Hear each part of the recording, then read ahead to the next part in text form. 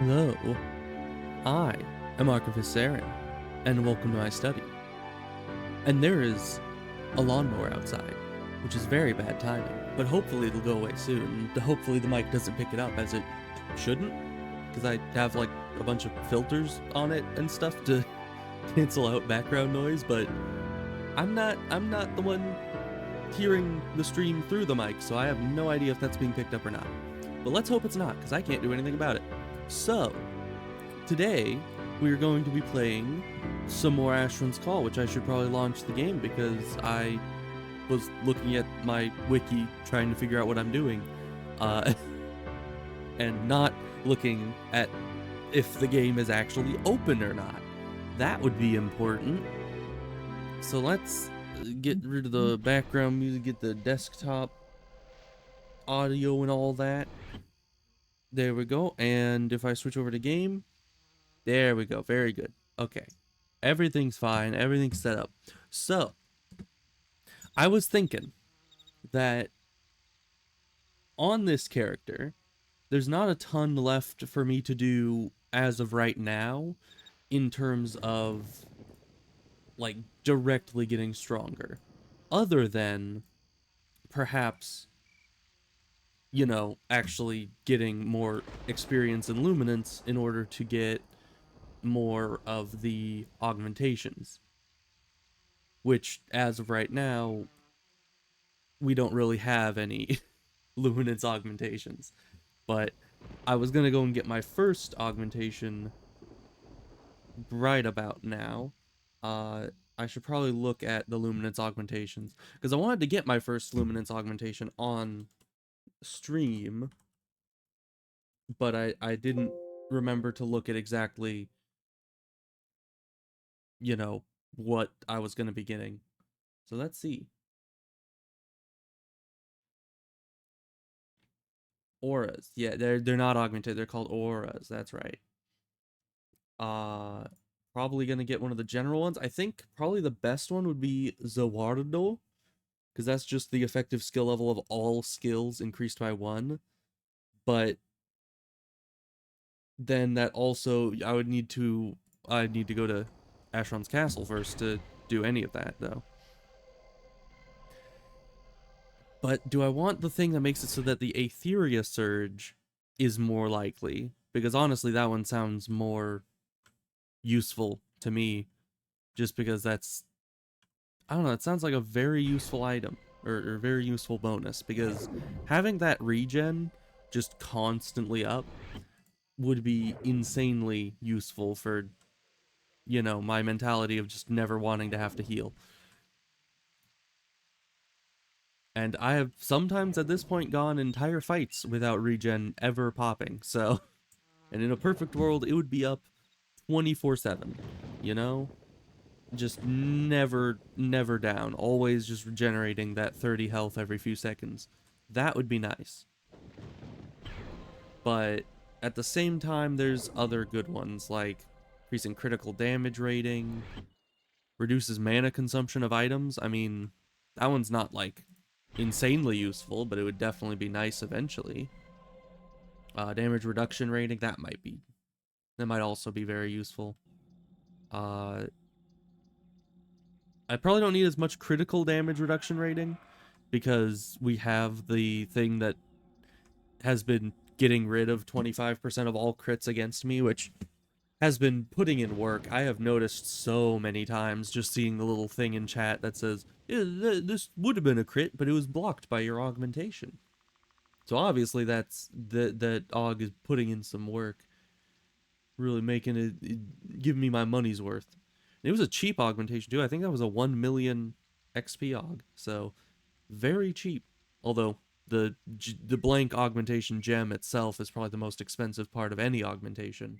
The XP is just kind of a extra limitation. But let's see. I'm pretty much stuck between world, which would increase the effective skill level of all skills, it says, so it won't affect my attributes at all, but every skill, and it doesn't even say like only specialized and trained skills, but also untrained and unusable skills most likely. because yeah, it just says all skills, which means it would also increase my missile defense. Even though that's not trained, I still use it. And deception, I guess. Assess creature, very important. That would get it up to 6. You know, that'll make all the difference. But most importantly, it would increase magic, melee, defense, and two-handed combat all by 1 point, which doesn't sound like a lot, but that could be very useful. Though I might just have to go with damage reduction rating. Or damage rating. Damage reduction rating, probably. So that's just or of protection, I think it is. This augmentation can be bought up to 5 times. Each purchase increases your damage reduction rating by 1. Which also doesn't sound like a lot, but I think the way that this formula works, I think 1 rating is equal to 1%. So I would take 1% less damage each time I get this. Which, once again, doesn't sound like a lot, but could very well be the difference between living and dying in a certain circumstance. And you all know how absolutely paranoid I am of when it comes to just getting one shot by things, because it happens a lot. You know, I'm not paranoid about it for no reason. It is an active threat that happens quite often to me. So that is why we must get as much damage reduction rating as is humanly possible. So I think we're going to go for damage reduction rating. The Aura of Protection first. At least for this first level. As you can see, they go up in cost pretty decently sharply as time goes on.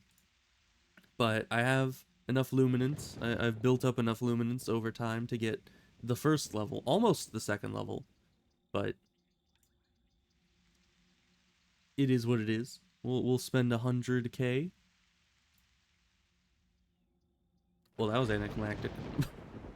You know, usually when you get a regular augmentation, it does that big, like, explosion of lights, and it's just like, wow. But then here, it's just you hand it in, it's like, you feel a surge of energy pass through you. Wow. There's no effect. There's no, like, shiny lights or anything. It's just, yeah, you get some green text, and then you're stronger. Congratulations. But we definitely have the Aura of Protection now under Luminance augmentations, which I noticed that it doesn't specify. Because it just says Luminance augmentations, and then there's the Luminance aug, and then all the regular ones. Like, none of these are Luminance augmentations. Just this one, but there's no, like, distinction between them, which seems a bit weird. I would just put augmentations and then have all of them, including the Luminance ones, because they're all technically augmentations. But it's fine. It don't matter, probably. So, now that that's done, once again, very anticlimactic, but we did lose the 100,000 luminance. Now we need to earn that back, and a little more, so we can get our second augmentation to, you know, at 150k, or I could just get back to 100k again and get world or something else. Who knows? We'll see what happens. But today I wanted... Man, my bags are full. I need to mess with that a bit and clear that out. This always happens. Like, once every few days, probably, I just realize that my bags are so very full, and I should manage it. Because, yeah, the rest of my bags are also full. And I might, at some point, want to invest in, I forget what it's called. It's not integrated. It is, you know, just the thing that makes it so you don't need the foci.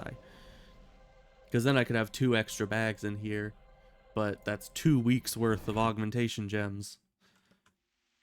Or a lot of luminance. Because you can also buy a blank augmentation gem for 100,000 luminance, which is another reason why we need to get as much luminance as is humanly possible. So we can be able to afford all our luminance augmentations and then be able to afford getting the rest of our aug gems through Luminance. Because, I mean, the 1 week timer is a bit brutal when it comes to, when it comes to the augmentation gems. It's like, a week is a long time. And it just going week by week, it'll take a very, very, very long time in order to get every single augmentation in the game. I'm sure that's how they have it set up purposefully. You know, they don't want you to beat the longest term struggle in the game in like a week, because that would kind of suck. So let's see. I did just yesterday. The reason I have the strange jewels, because yesterday I just did the flagging quest for Moyer Castle, which I don't know, wasn't all that difficult, but it was certainly not easy, I guess. It was just not as I honestly didn't expect to be able to do it. But I can't really do much in Moyer Castle just yet, because I'm not strong enough for that, certainly. So let's see, what else do we have to put away? Oh, I have gems that I haven't... I should probably just... My bags are a mess. I haven't even salvaged the black opals that I'm trying to collect now. So let's see, we could put away the hat, because that's just a... It's just a little tailoring thing for right now. Can we put this away? No. I kind of need to keep this, which once again sucks. Can't they just flag me for the chapter house instead of making me carry a ring around for the rest of my character's life? You know, that would be a lot more efficient. We put this money away in our money bag, which doesn't have a lot of money in it currently, because I've put it all in the chests or bought MMDs with it. How many of those do I have? 97. All right. Not like I'm gonna be able to go to any kind of, you know, marketplace or anything of the sort. And this was a weapon I was considering putting rending on, possibly. That was one that was decent from one of the chests. I think it was just because it had the high stats on here. None of the spells are really all that impressive. And then we need to do this. Get all that cleaned up, which we already have 15%, which is quite nice, because I just started looking for those. And luckily they actually drop, because I've noticed that the salvage, you know, variety that drops isn't really that great. Also, I have a lot of these skeleton jaws and black corals. Maybe I should turn those in. And a ton of these shrouds. Like, seriously, I have a year's supply of shrouds. More than a year's supply of jaws. I mean, I think 8 is how much you need for each quest, so I have, well, 2 days worth. 2 3/4. But, yeah, the shrouds I think are 10 per day, and I have 47, which is way more than I need. And I'm just hoarding them in my inventory, because I'm like, I'm gonna want to do the quest eventually. I'm gonna actually keep up with my dailies at some point in my life, so I need to keep them. It's important. You know, the signet rings. Oh, the other ring. It is just a lot. Let's go back to, well, anywhere, but I'm gonna go to Iraq and turn in these Philaticot trinkets. Oh, also, I did figure out a bug that I think this bug has always been in the game. I don't think this is an emulator issue, but it is odd that it's a bug that was never addressed, but also I can kind of see why it was never addressed, because it is a very random bug. So basically, what you do is if you turn and strafe at the same time and then start moving, I am not holding anything down but forward. But for some reason, if you're turning and strafing and then you move forward without stopping, you just continue to turn. And what's even crazier about this is since I'm only hitting forward right now, I can additionally hit left again to turn doubly fast, which has absolutely zero use except making you run around like a headless chicken even faster than normal. But it's a weird bug. It's a very, very weird bug. And it has gotten me almost killed many a times where I'm like, trying to turn quickly. Like if I'm running in a direction, I'm like, okay, I need to turn quickly. So I both turn and strafe at the same time. Or like if I'm trying to fight something or I don't need to move forward and I turn and strafe and then try to run, it'll turn me right back into the enemies I'm trying to run from because I'm trying to like turn and strafe and then make a getaway. It just does that every time. It's like that's not good. It needs to not do that because that has almost gotten me killed so often, and I do not appreciate it. But once again, not a huge bug. It's just one of those things that I'm kind of surprised never got patched out. It was never like discovered. Maybe it's because I'm the only weirdo that ends up using both turning and strafing simultaneously in order to turn faster. You know, maybe that's just not a normal thing humans do, but that's how I do. Ooh, that's some good XP.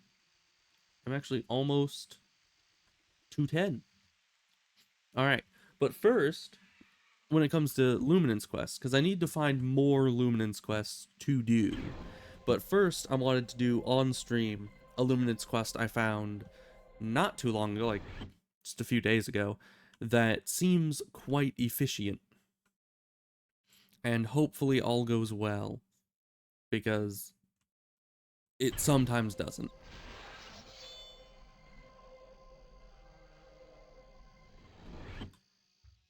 So first you go to, what was this, Danby's Outpost, I think?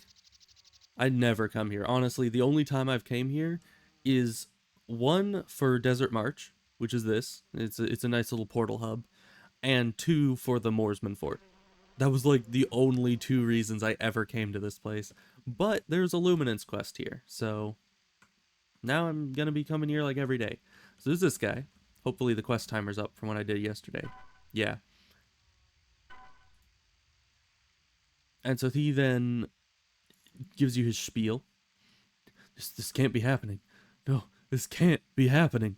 The workers have all gathered, and they're refusing to return to work without another large increase to their wages. Not only that, but they're also holding my 3 little pets hostage to try and force my hand in meeting their demands. My poor babies must be so scared. It gives you a sealed letter. Please bring this message to them at my sanctuary located around these coordinates.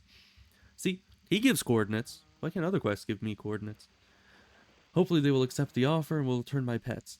I must prepare you, though. If they refuse the offer, they can be unpredictable and may become violent. They mean well, they're a good group.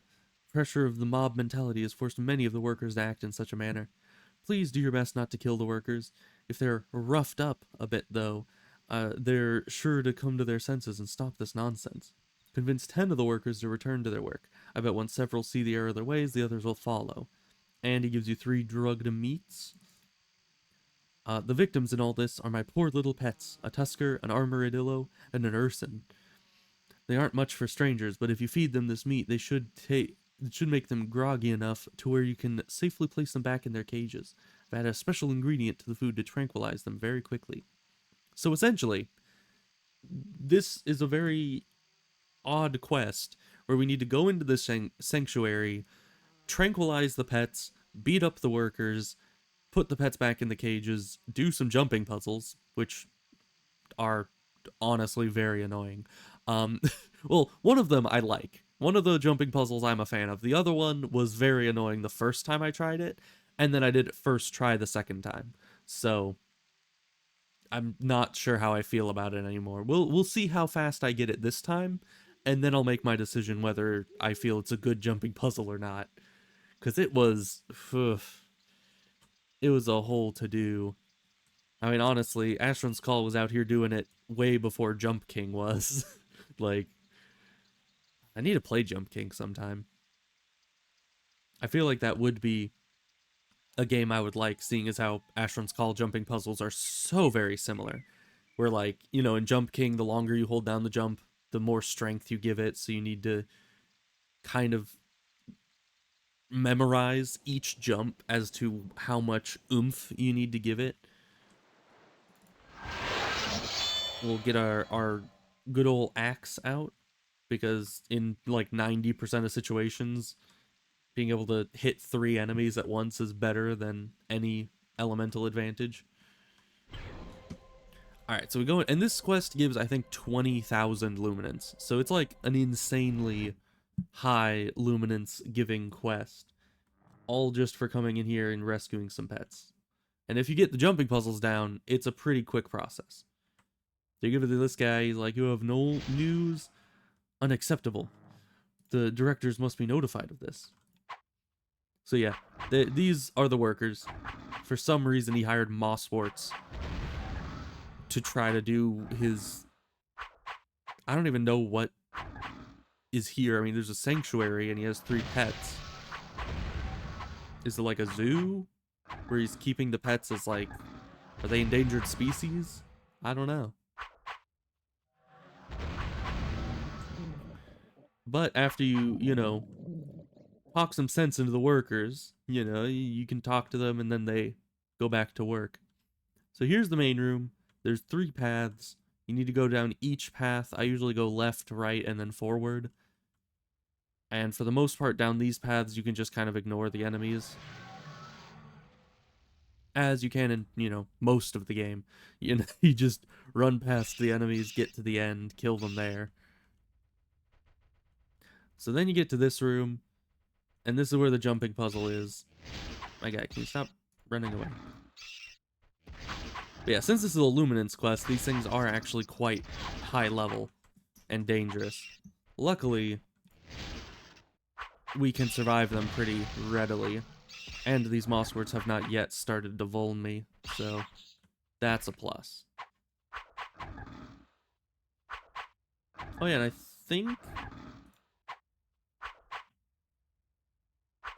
think this area... I don't know. Maybe they don't give luminance. I thought they might, because they are quite high level and unique enemies to this area, so giving luminance wouldn't be an issue, but it doesn't seem so. Okay, so here's where the jumping puzzle comes in. When I first came in here, I saw those little platforms, but I didn't see these platforms, so I was like, why do they just have platforms up there? That's weird. Doesn't look like a jumping puzzle. And so I just ignored them. But no, it very much is a jumping puzzle. And we're gonna need to do it. But this is the less annoying room. This is the room I can handle pretty well. But eventually we'll get to the other room.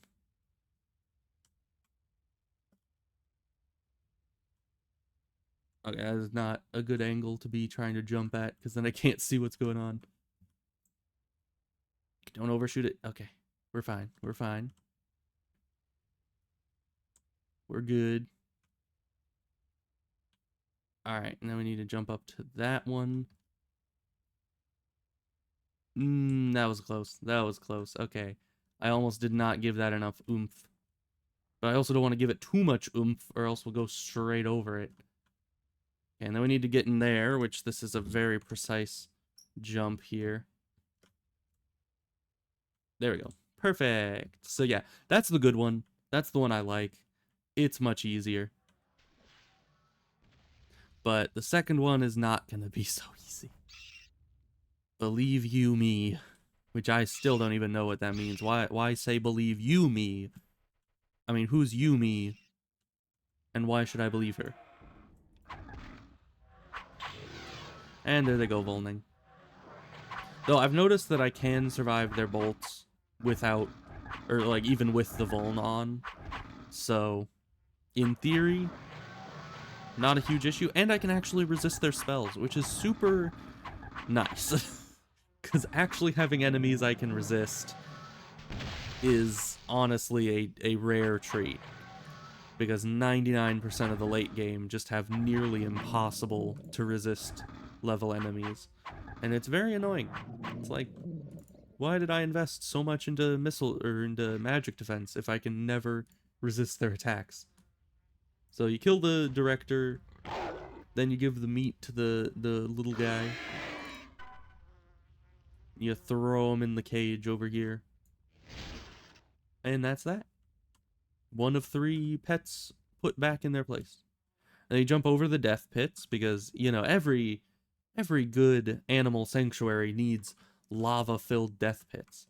But then you jump into the last pit, and that brings you back to the start, which is very efficient. I like that they don't make you, you know, backtrack or anything. They're just like, no, we'll just give you a shortcut straight to the beginning. Now, this one is the bad one. This is, you know, the one that I got stuck on for a while. So you once again run to the end. You get vulned a bunch. I should attack high so I can actually, you know, take down their attack skills. Okay, took out the rats. That's important.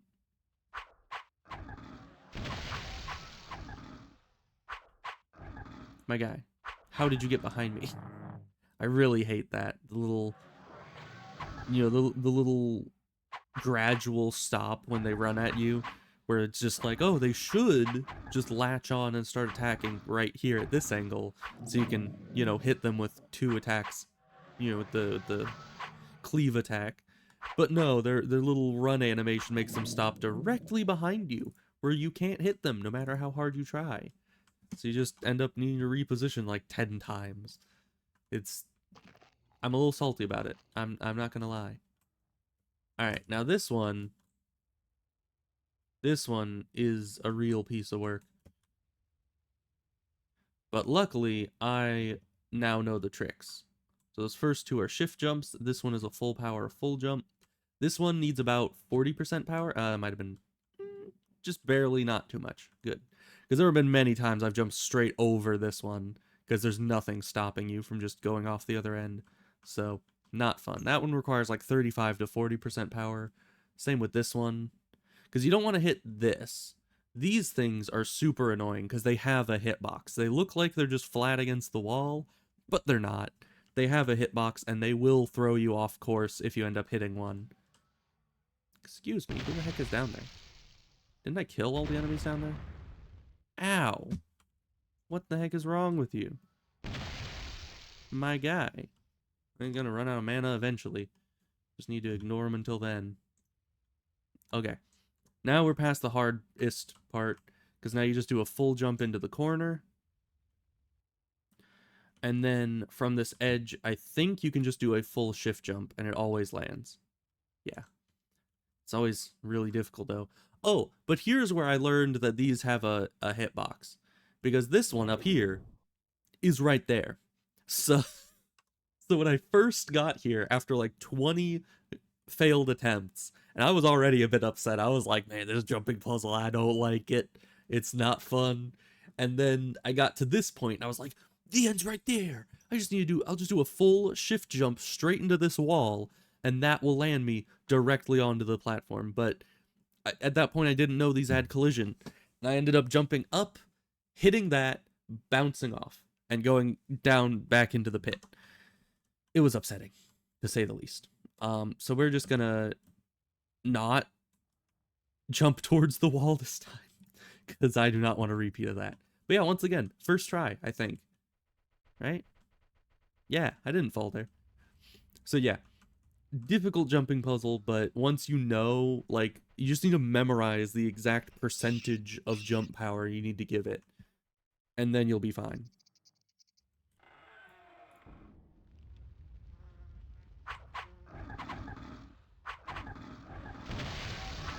And then we slaughter these losers, put the Urson in there, and we should be good at that part. And then there are no more jumping puzzles. The third pet isn't behind a jumping puzzle, luckily. But we also need to put 10 of these guys in their place, so If we don't do that by the end, we'll need to, you know, sit there and kill some of them on purpose. Or, I mean, beat them into submission. We're not killing them. It's fine. They may do a death animation, but then they just stand right back up and they're perfectly healthy and normal. It's fine. Ooh. Man, this guy just has all the stuff. I mean, all 3 of these gems are salvageable and, like, actually good salvage. So let's see, the emerald, the this, and the this. Very nice. Yeah, I already have, I don't know why. At this higher level, enemies don't drop nearly as much of certain salvage types. So a lot of these, especially like the red garnet, is super rare to find at high level. So I don't have much of it, but I have a whole boatload of white sapphire and emerald and a bit of aquamarine and a bit less of black garnet. So it's like, I don't understand why they don't drop all the salvage types at a high level, but yeah, fire rending is going to be pretty tough to get. Alright, you fall down the pit again. Takes you back to the beginning. And then you go this way.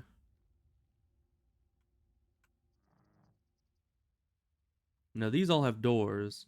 I think I'm going to kill these guys through the door if I can. Because really, their only dangerous thing is that they have spells. Without their spells, they can't do much against me.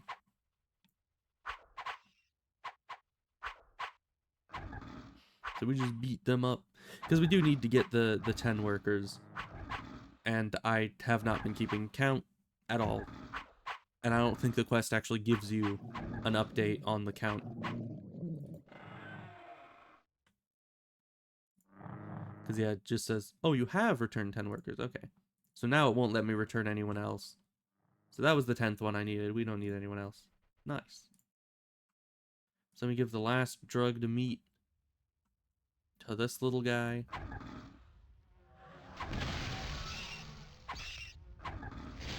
Taking it his sweet time. Okay. Then we throw him in here. And then we get the heck out. I think. So that one, very easy. Other than the jumping puzzles. If you don't have the jumping puzzles down to a science, it can take a while. But the enemies aren't too tough. It's not too long of a run. Only takes like, I don't know, 10 minutes if you do the dungeon correctly. Okay, and Danby's outpost is in Annex. So yeah, quite a good quest. 20k luminance pretty easily. Which is 1/5 of a first tier, you know, augmentation, which is quite nice. But of course, that one I've already done. We need to explore new luminance quests in order to broaden our horizons and have more options on dailies to get that sweet, sweet luminance. Because once we have that, we'll get all the auras and everyone will be happy. Alright, you. Give me my money. Thank you. Also, it gives almost 1 billion XP. Did I mention that? 728 million experience. And that is like almost a level a day every time I do that. Which is quite nice. And a mana forge key, which is really weird. Because normally this high level of quest doesn't give mana forge keys, but we have them now, I guess. I don't know. I don't use them. This is like, what am I going to do? Get more level 8 magic components? I don't really need them. So, very good. Very nice quest. 20k luminance, so we're up to 67,000 now. And then, that's the end of the ones that I know of. So we'll go back, and I'm on my wiki thing, and I go to the Luminance quests section, which has apparently every quest that's decently good for getting Luminance, which is nice. It's not every quest that has a Luminance reward, because then it would include every single one of the society quests, which all give Luminance rewards. But these seem to be ones that are just good for Luminance. So I'm going to look through any of these that say that it's possible solo and see if it will be possible for us. Starting with one that seems pretty easy called Nexus Crawl, which should give 18,000 luminance, so almost as much luminance as this quest itself gave. So we need to go to Zykal and find Ned, which sounds like a very normal name for someone living in Zykal. But I'm gonna try not to judge, because Ned gives us a quest, so we have to be nice to him. So let's just search for Ned. Ned the clever, he's over here. Okay. We found him. Look at us. Hey Ned, how's it going?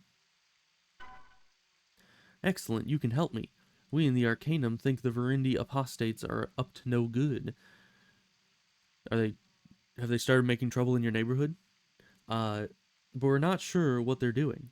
It all seems to be involved with the rare Aetherium metal that's been recently discovered. We think they are stockpiling great quantities of this ore, but we do not know what they intend to do with it. We need a doughty adventurer like yourself to seek out a deposit under their control and plant a tracking device in their stores. We have traced some suspicious energy patterns to the old nexus discovered during the days of Baelzaron's rise. This facility may hold some clue to the location of a Verindi apostate storehouse. Seek out the nexus portal in the Direlands at these coordinates. Investigate the facility and see if you can find a way from there to the apostate deposit. Once there, you can place the etheric resonator within the deposit, and I'll be able to monitor the activities for the Arcanum. Alright, well then that sounds easy enough. I think I run from Ironbecure to here. Yeah. They did say that if you could get a certain recall, then you can get back there much easier, but I don't think we have that just yet. Why is our Cragstone portal way out in the middle of nowhere? It's probably destroyed too, which really sucks. Anyways, yeah, so we just need to go to... That'd be Lifestone Recall. Get us back to Ironbecure. And then we just run from there. I do need to get the recall, though, for... I still don't remember how to pronounce it. I think it's Lethe. But my English brain is like, oh yes, it's obviously lathe, because it's Lethe. So Le would be like lay, and then The would be the. So lathe sounds like what it would be like, but I think it's a Greek word because it's a river. It's also a river that's in the underworld, the River of Forgetfulness, and I believe it's pronounced in the original Greek as Lethe or Lethe. Lethe? Probably Lethe. But I don't know. I'm no Greek major. I'm not a major in anything really, so don't take my word as gospel. But it is interesting how there's a lot of Greek words that are pronounced completely differently in English. Like how we say Circe when it, apparently C in Greek in a lot of cases ends up sounding like a K. So it'd be like Kirky instead of Circe. Which also, I was thinking, would mean that instead of saying Scylla for, the big water monster thing, in the Odyssey, I believe, you would say Skyla, probably, because the C would probably sound like a K if it follows the same rules as Kirky. So Skyla would probably be or at least closer to the pronunciation, I would assume. But languages do have a lot of weird rules about them. Like how I don't know, I think I was watching a video a little bit ago and they were talking about how Poyo is like Pollo, and they're like, how the heck does that make a Y sound? It's just there's these little rules all over the place in a bunch of different languages that, if certain conditions are met, letters make completely different sounds than you'd think. So it's very hard unless you're actually a native speaker to anticipate those things. So yeah, I have no idea. I don't know enough Greek or ancient Greek specifically to know. But yes, I went on that tirade because I believe it's pronounced Lethe or something like that, and that's what the mountain is called. And the mountain should be right around there. It's either this mountain or one of the mountains up north of it. But there is a recall for that mountain if I were to do a specific low level quest for it, which I should. I most certainly should. Because I am something of a recall collector, one might say. I certainly enjoy collecting any recall spell I possibly can get my hands on, because it just makes, traveling around the world that much easier. And it's a big world. Like, this isn't like World of Warcraft sized world where every inch of the world has quests to do and enemies to kill and this, that, the other. This is like freaking Elder Scrolls. What is it? Was it Daggerfall? No, it was the one before Daggerfall. It's not Arena. Arena's even bigger. It's the one after Arena. What was it called? Was that Daggerfall? Maybe. It might have been Daggerfall. Anyways, it's like the old Elder Scrolls games where they just have this absolutely immense 99% empty open world that you can just explore. That's basically how Asheron's Call does it. Although there are monster spawns all over the world and item spawns like dye plants and sturdy steel chests and other such things that are all unique to the certain regions you're exploring. And then you can find all these random portals, like this freaking Cragstone portal. Like, who needs that? Why is it here? Who's ever gonna be like, oh, I need to get to Cragstone? I know a place. I'll run 20 clicks from Iron Bakur, and there is a portal to Cragstone. Like, no one uses that. No one needs it. Why is it here? I don't know. But it's there because it fills up the world with fun, interesting things that you can explore and make use of. Like, maybe the person's on a PvP server, and so they want a lifestone at this lifestone so that nobody can find their like home base and gank them. And then the Cragstone portal is like their one way to the outside world, and they go through to the Cragstone and then the town network from there. I don't know. But it makes a lot of nice possibilities if you just add all these random weird things out into the world. Same with like all these little black dots you see all over the place, like the Tumarok Fort and the bunker. Those might not be used for any quest in particular. They're just there. I think the Tumarok Fort, it might be this one or it might be a different fort. But I remember a Tumarok Fort somewhere is used to house a gift box location during the Christmas event. So there's that too. But it's a huge world. So you need recall spells to get anywhere you want to go, really. Just it's very nice. It gives you more options. But I won't have all the options available until I have a mansion. And that might be a while. Quite some time, most likely. Because those freaking Thrungus. Yeah, I blame the Thrungus. For me not having a mansion right now. Like, that quest has a 135 level restriction. If those Thrungus weren't so difficult, I would be in there doing that quest every day.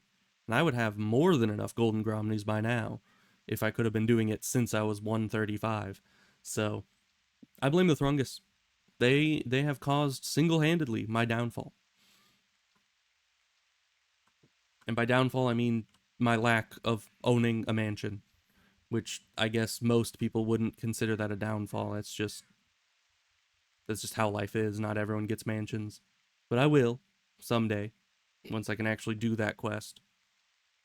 But I'll need some insane acid resistance for that. Probably like level 8 boon and legendary ward in order to survive that place, because it is brutal. Not only do they vuln you, but which I think is either level 7 or level 8 acid vuln. And then they hit you with acid spells, but also all of their melee attacks, which they do 3 attacks every time they attack. All of their melee attacks do acid damage, as far as I could see. Or at least some of them do. And it's like, that's not fair. I need some really good acid protection. And if they also do okay, that's the enemy.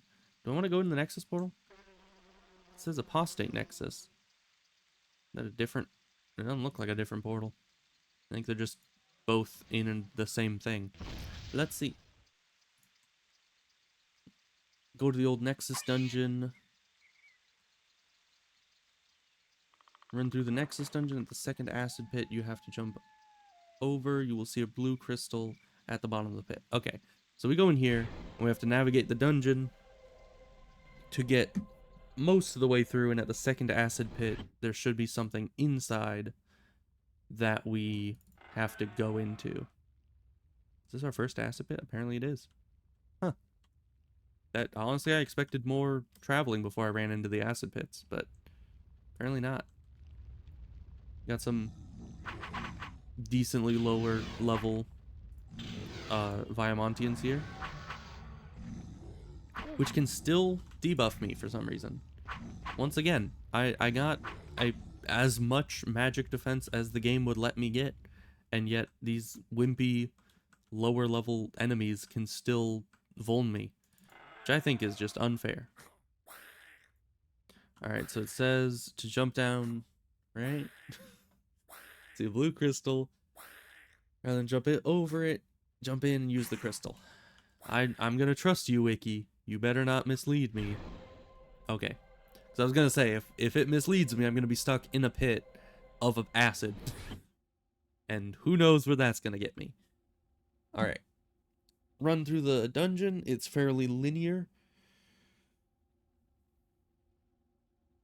Apparently the hollow minions do large amounts of hollow melee damage, so that's fun. But this is a level 150 plus dungeon, so in theory, it shouldn't be that bad, right? Right? Let's hope. Let's kill the first few enemies we see. Oh, hi. I didn't expect Tumorox, honestly. Okay, let's hope his ranged weapon hits the wall here. Did it? I think it does. Alright, well, slashing's not the best against Tumorox, but it's certainly working fine here. And he gave up on ranged combat. Good for us.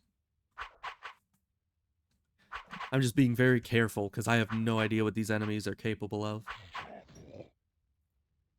Because this is the first time I've ever been in this dungeon, as far as I know. It's like, how am I supposed to know if these things are gonna utterly obliterate me or not? Okay, let's get closer. So that hopefully this guy comes over. And I can kill them both. This guy's shield. Enemies with shields are so annoying. With their, you know, surviving and all that. Like, come on. Who needs to survive anyways? It's overrated. But yeah, I never have to deal with it as a mage. Because, you know, other than Aegises and stuff, you don't really need to worry about shields when it comes to magic damage. But here, it's like, it takes me down from 50 damage to 10 a hit. And that is making this guy take a long time to kill. Come on, man, just put down the shield. We can talk about this. You know, fight like a man. With your sword that, honestly, the handle looks way too small for your hand. Why are you using that? Who made that sword? They obviously didn't make it for overgrown Tumorox. Plus the tiny little shield. I mean, I don't know how it was that effective, but That thing barely covered like 10% of your body.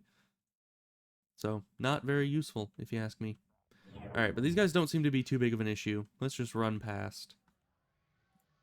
Yeah, how are my spells doing? 38 minutes or 28 minutes? It's probably fine. But yeah, these guys don't seem to be an issue at all. I mean, they're level 185, which would insinuate that they could be a problem, but I don't think they will be. We got a new friend here. Generally, slashing is pretty good against Verendi, as is evidenced by me obliterating that Verendi there in no time flat. Alright, not a problem. Don't think those guys are going to be an issue. It said just that this place is fairly linear, which is... Ow. Which is, you know, wiki code for only idiots would get lost in here.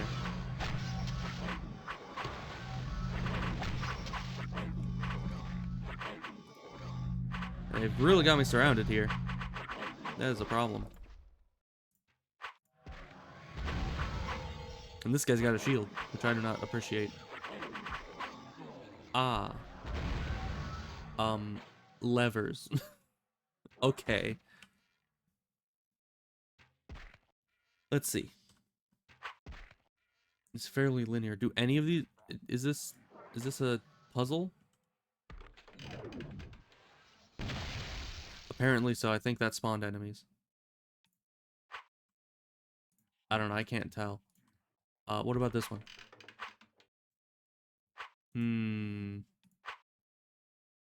What is, what did... Use the key to open the locked door in the room with the master. We're not in the room with the master yet. Unless we are. Is one of these guys a master? And I just obliterated him without thinking? No. And this door cannot be opened this way, which means it's not a key we're looking for. I don't know if I need to hit these in a certain order, but the wiki says nothing about it, so we did it. I win. I guess it was just that random lever over there that just happened to be... Oh, no. Okay, these things are the ones that do hollow damage.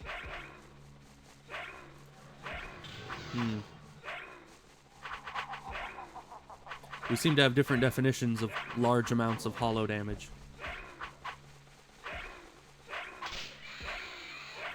I mean, like 6 to 10 bludgeoning damage is not, you know, gonna break the bank, I don't think. It's gonna suck, you know, when there's like 10 of them surrounding me trying to kill me, but other than that, it's like, eh. Also, why do they each drop one item? A bit odd. And why aren't you attacking me? Good sir, are you blind? I was like right over there killing all your friends. What is wrong with you?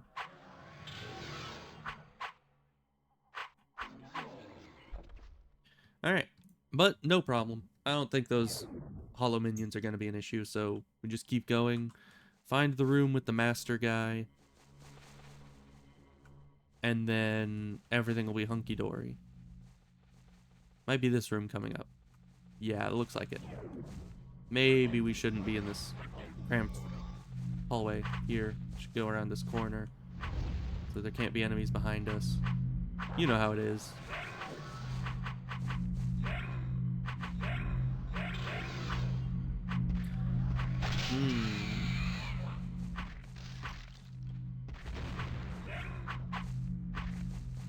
Yeah, these hollow minions are definitely scarier than the Verendi overall. Just because they can actually do consistent damage. The Verendi can only really hurt me when their spells land.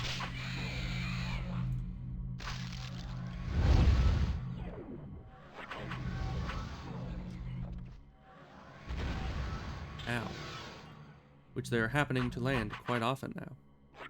That's fine. We almost got it down to just the master and I. Ow. Okay, we're gonna purge those debuffs really quick, because obviously I was flame bolted, I think. Those flame bolts are doing a lot of damage. Yeah, Inferno's gift. Yeah, heal all you want. It's not gonna help you.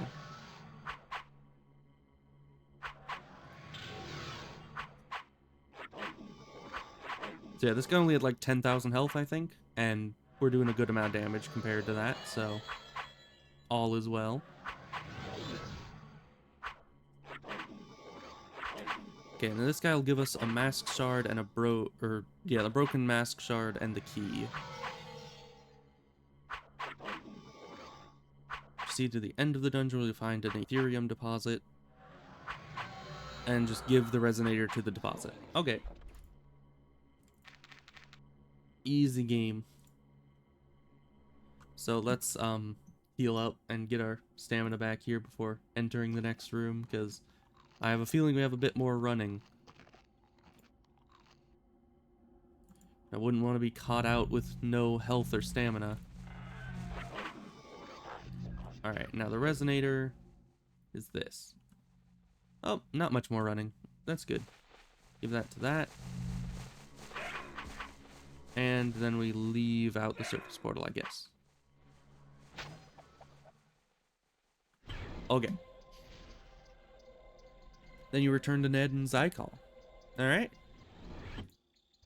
There were a couple kind of difficult parts there with the... I don't know. At the end with the boss guy, he did some damage with his flame bolts, but other than that, that was a pretty, rudimentary, regular, ordinary quest. Not too much difficulty, which is good, because that means that I can actually consistently do it day after day if it ends up being one of the ones I decide to do. So pretty easy. And if that does give 18,000 luminance, that's a good deal. Other than the run out there. The run might kind of suck. Congratulations, gives us the luminance. And then the mask shard. Okay, but that all that does is gives me the mask itself. Oh wait, or I can give it back for some practical training. Yes, please. 100 mil? Alright, we definitely want to pick up the mask. Because that is a good amount of XP right there. Okay, well that was Nexus Crawl. Very nice. Good amount of luminance for the amount of effort we did, I think. Other than, once again, the run out there was kind of arduous, but I mean, a 20-click run is never going to be fun no matter how much run skill you've got. But overall, not a huge threat. The next one that is solo/group is Fear Factory Quest, which doesn't give a ton of luminance, but it does give a legendary key, apparently. But let's see. Okay, you need to be on the floating... Oh, this is a Rinthid place. I might not be able to do that.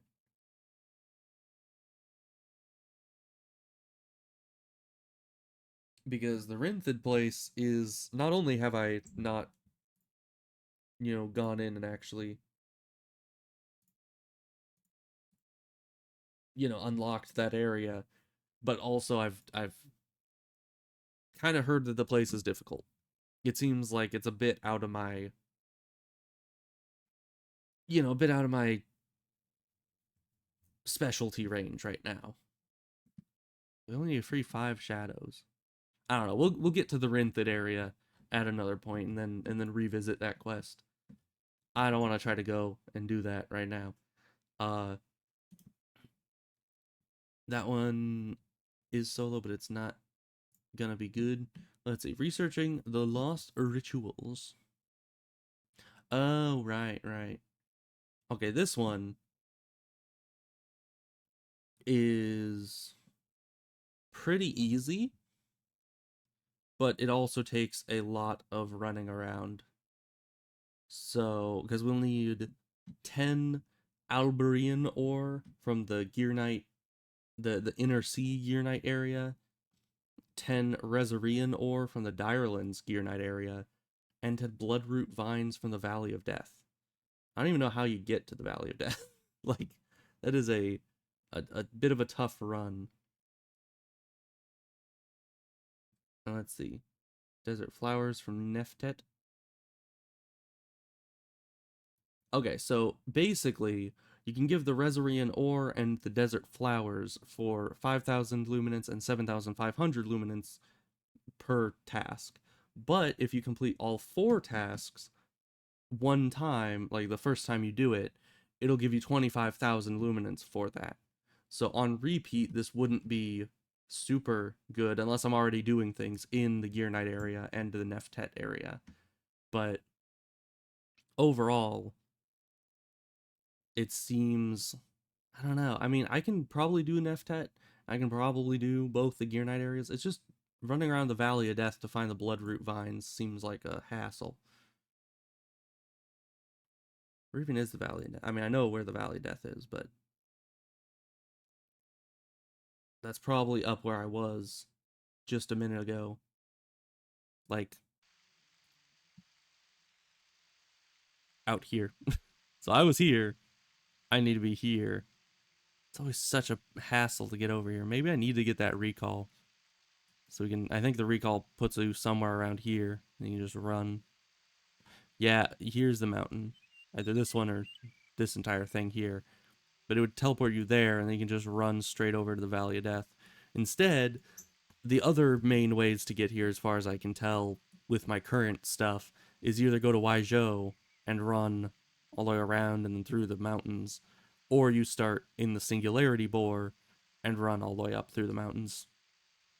Both not great methods of getting there. Not great at all. But I think this is the Valley of Death, which means I'd need to run around here until I find 10 of those blood vines, or bloodroot vines. And all of that just to get 25k luminance. Plus, I don't know if I can even run around the city of Neftet long enough to get the desert flowers. Because that place, like, the reed sharks, that's their name. The reed sharks and the armoradillos don't seem too difficult. I've actually already killed some of them. But the humanoid enemies, the Onyxae and the golems, they seem to be a bit out of my league. So we're gonna wait on that for a minute. Let's see.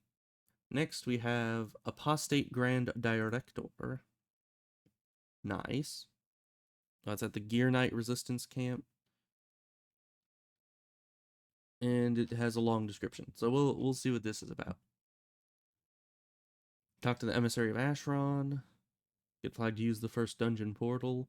Very nice. So it's at the Gear Knight camp, so we'll need the recall, which I do have, which is good.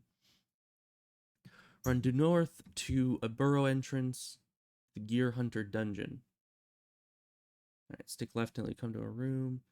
Okay, so we'll have Gear Knights, I assume. Mysterious portal.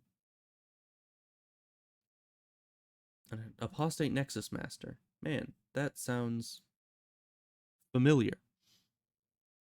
Drops 9 sparkling apostate shards. Once each person has a shard, exit the dungeon. Okay, and then he'll proceed to show you to the next part. So you don't just need to go in, get the shard, and get out. You need to actually, keep it for the rest of the quest, and there's more to it. And then southwest of the 3 boroughs, go straight at the intersection, blah, blah, blah. Verandy mask attached to the wall. Use a shard, and portal will open. Everyone goes in. Okay, then you get another dungeon. At the end, you need to find another Nexus Master, which drops more shards. And then once everyone has a shard, you exit. Ironblade War Master, that doesn't sound fun. Is he who I think he is? No, he's different. That's good. Use the most recent shard in this room to open a portal to Apostate Nexus Shimmering. Wow. Okay, there's a lot of dungeons to this. When everyone has a shard, exit the dungeon. Turn the dungeon, come to Verandy Mask on the wall. Yeah. And then we get to the Apostate Grand Director, who has 100,000 health. Wow. Alright then. Will I be able to kill that guy? That is a good question. I'm gonna assume yes. I mean, the other director guy wasn't that difficult. the Nexus Master. The only time he was dangerous was when I had the Vuln actively on me. But we are running out of Gems of Stillness, I think. No, we still got a bit. It's just they weren't stacked. So we have 22 left. I still need to go get more of those, which I should do today at some point, but not right now. He easily bugs by not leaving a corpse. Oh, that's fun. Alright, well, we gotta try this, I think. I mean, it's at the Gear Night area, which I'm usually at every so often anyways, so might as well. Let's see. Should we get the Gear Night quests while we're here? Nah, we're not gonna be staying in the Gear Night area that long. Oh, we already have a reload. Okay. So, Gear Night area.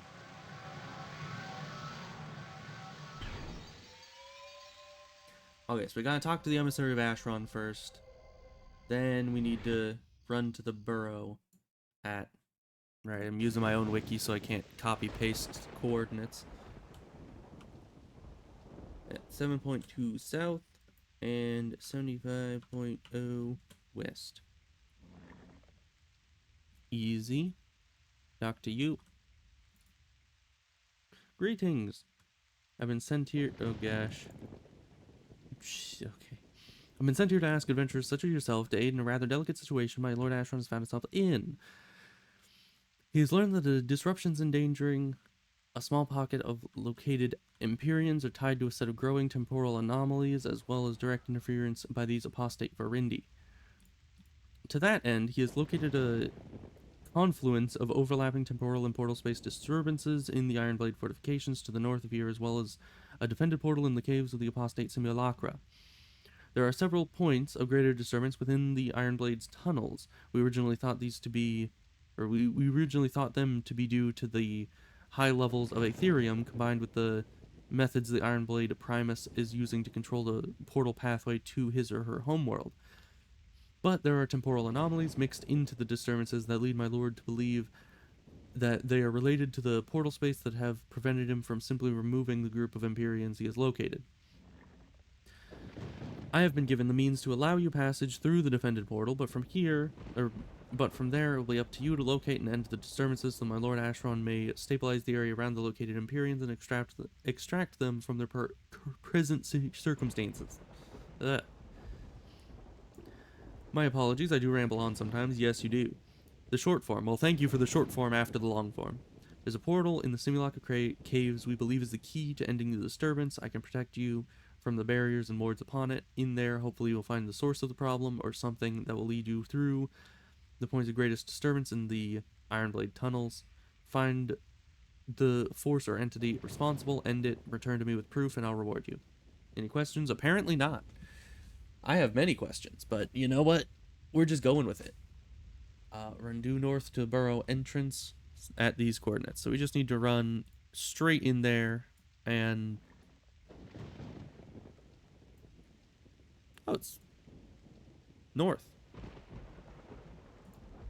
Interesting. I assumed it would be inside the fortifications, but it appears to be above the fortifications, like to the north of them.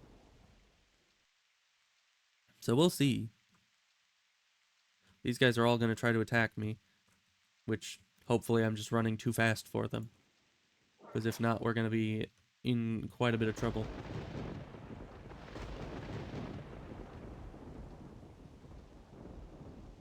Acidic Diamond Golem, help me.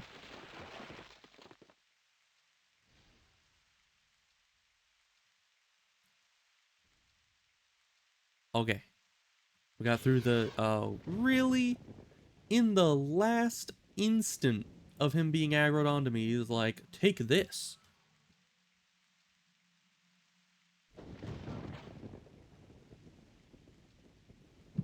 Why the heck do they have to put the incantation on me?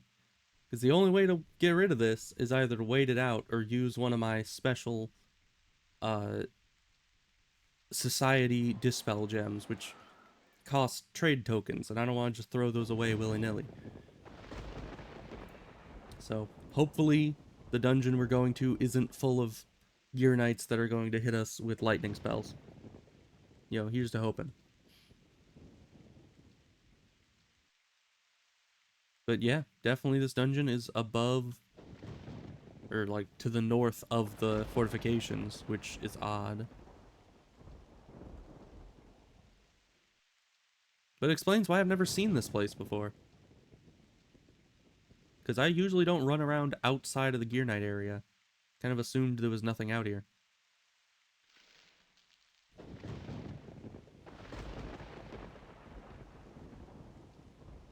Alright, there it is. Okay, Simulacra? Yeah. And what do they have there? Electric wands. If that's any indication that they're going to be throwing lightning at us, we might want to wait for this vuln to be done. But honestly, none of them seem that difficult. Let's see. How's our buffs? We'll need to rebuff. But let me... Let's see. Gear Hunter Dungeon. What are these Gear Hunters about? Do they have weakness? Weakness Fire. Gear Hunter Mage. Weakness Fire. General, what's his face? Weakness Fire. Okay. So fire is definitely what is good against the simulacrum. Simulacra, I think, would be, I think is the plural. So we might just need to run past them into the dungeon.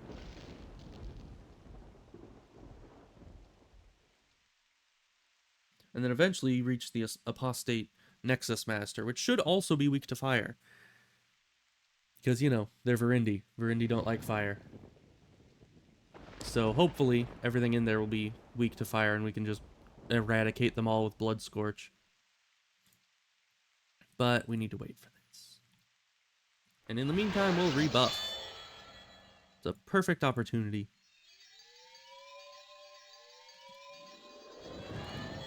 I really wish that I could use the Verendi tank just to self-buff. But it always puts on all these buffs that are unnecessary. Like buffs I already have on my armor. And it's like, if it's already going to be surpassed in every way by the other buffs, why cast it? You know, if I already have Incantation of Two-Handed Mastery on my, you know, on my weapon or on something else, why cast the spell?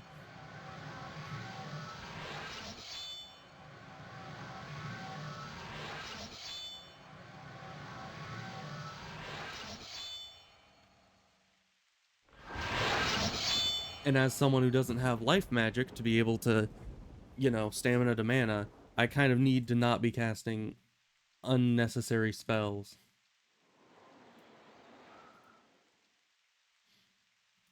I love this bracelet. It's a very nice bracelet. I should get another one, but this gives us our epic two-handed, so kind of need to keep that for the time being at least. I've been hoping to get more high-level Aetheria or Cloak, but not really getting that just yet. As I think I've said, I would like a Cloak that has the negates 200 damage as its secondary effect, and possibly Weave of Magic Defense or Weave of Two-Handed Combat as the set. Because that would be nice. That'd be very, very nice. But I have not found anything above a level 3 cloak thus far. Or if I have, they've been utterly garbage, you know, skill combinations on it. Just like, oh yes, you want this weave of cooking. You want good cooking skill on cloak. Plus like a frost ring. Do you want that? Because that is what we have to offer. Also, even though we waited for the Vuln to be gone, these guys might just re-Vuln us, now that I think about it.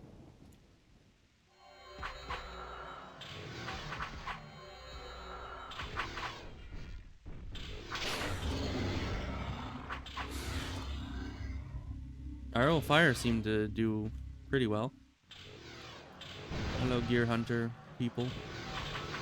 Well, you're not really people, you're Simulacra, so...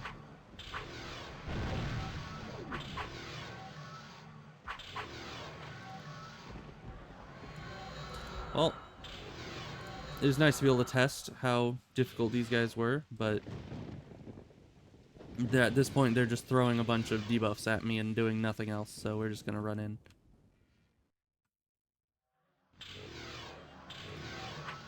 Let's get behind this pole here. Ow. Okay.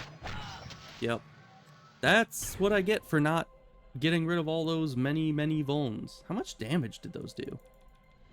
It's hard to tell, because the frickin' thing pops up all this. Let's see. 102 with Force Bolt, 97 with Force Bolt. That's 200 damage, approximately. Just in the blink of an eye. Out of my, well, it's normally 330 health. Although they might have put debuffs on that too, I wasn't paying attention. So that's a problem. That is a big problem. I'm guessing we will need to just run through all of those guys, which means I need to memorize the route. I don't have a map for that, so let's see. All it says is entrance, stick left, till you come to a room with hallways leading down to the north and south. So, left, room with hallways. Then go north and down. At the next intersection, go east. I'm not going to be able to remember this. So you come to a 4-way intersection, go north. Stick left until you reach a 6-sided room. Oh my gosh. If I just had a map, I'd be able to, memorize it from there, but I am not good at memorizing from just written instructions. I need to be able to visualize the map in front of me. And yeah, those guys spam you with vulns and like every debuff in the book. They don't have much health, but they don't necessarily need much health, I guess. They just stack every debuff in the game, and then you're essentially as effective as someone half your level.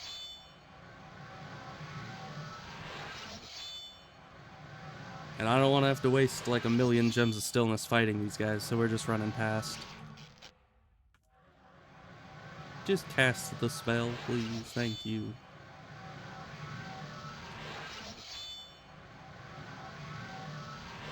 But of course, first of all, this is a dungeon that isn't technically a dungeon, so the mini-map here doesn't pop up. And additionally, it is a dungeon that... Well, it probably does have a dungeon map on the wiki, but I can't access it because I'm on my own wiki because the other wiki wasn't responding. And that just means that... Oh wow, thank you. Right off the bat. I'm sick and tired of all these guys just debuffing me and me not being able to do anything about it. I mean, seriously, as I've said, I have like maxed out magic defense. Not right now because Vitae, but I literally have the highest magic defense one can get just by putting points into it. And it's specialized. And yet, I can't resist a single spell. It is very saddening. So we need to memorize those instructions, or just read them as we go. Why is there just a chest in the middle of nowhere? I think this is just an iron, like a sturdy iron key open chest. I don't know if that's even worth opening. But I think I could open it with just lockpicking. I mean, 400 wouldn't be too difficult. Yeah, I almost have 400 lockpicking skill, and I haven't put points in this in forever. Because, I mean, it's good enough. It's not amazing, but it's, I get by with it. I have so many other things to put points into, like health, so I don't get one-shot by spells like that again. Now we're going to be going through there with Vitae. That's going to suck. I would suggest maybe I should kill some of the guys on the outside before going in to try to get my Vitae back, but that would just end up giving me every vuln in the game. And then when I go back in there, I'm going to be just as weak. So we're just going to need to run and hope that we're fast enough that the vulns can't catch up to us.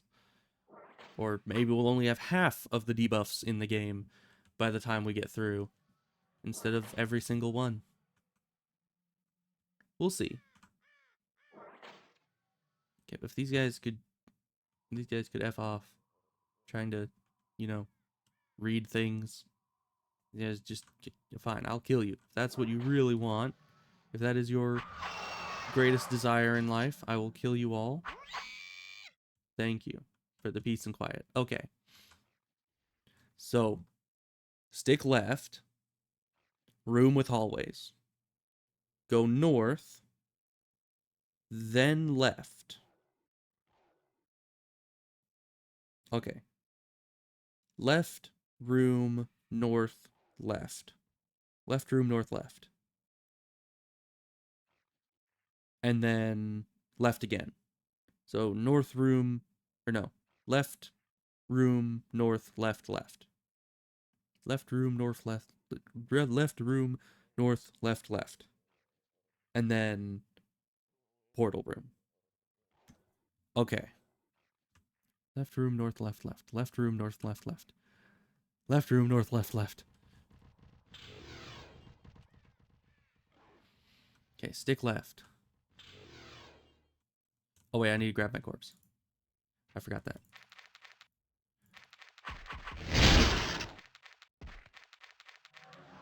Don't mind me. Okay. Stick left. Room. North.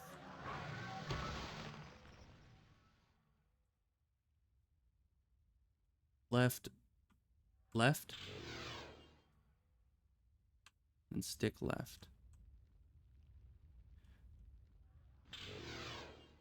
It's so hard to tell. Oh, but I think I did it. Yeah, I did. Okay. It's so hard to tell because when you don't have this mini map up, like I could run around this corner and completely miss this, you know, entire pathway here. And I wouldn't know because if it was outside of my direct vision and I don't have this, it's like I can never know if I've missed one. And when you're hanging left, you don't want to miss a left or else you'll end up on the opposite side of the dungeon and you won't know where you're supposed to go. Okay, but that's done. Now I can put my stuff back where it's supposed to be because it keeps uprooting all my organization, and I do not appreciate it. Luckily, I haven't had to buy any new massive mana charges in quite some time. So, you know, that's efficient. So let's see. Got through to the mysterious portal. In this dungeon is the first 3 shards you need. See the map for the location. I can't see the map for the location. Or follow the directions below for each intersection after the drop. Interesting. Maybe ACpedia is back up. Let me check. Because I want to be able to look at that map. Just going off written instructions is not the easiest for my brain to handle. Okay, it's back up. It's good now. So we can go, where are we? Unknown dungeon. Interesting. So we went through the mysterious portal.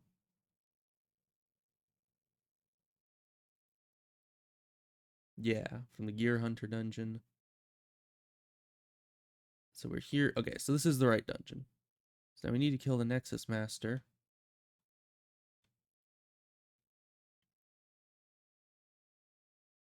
Is it just the one Nexus Master? It looks like it. The quest says the first 3 shards you need. But there's just the one guy. Oh, but I guess once we get the shard, we need to use it on the wall, and then it opens a portal. Which I guess goes to the next dungeon, which is the same dungeon. That seems weird.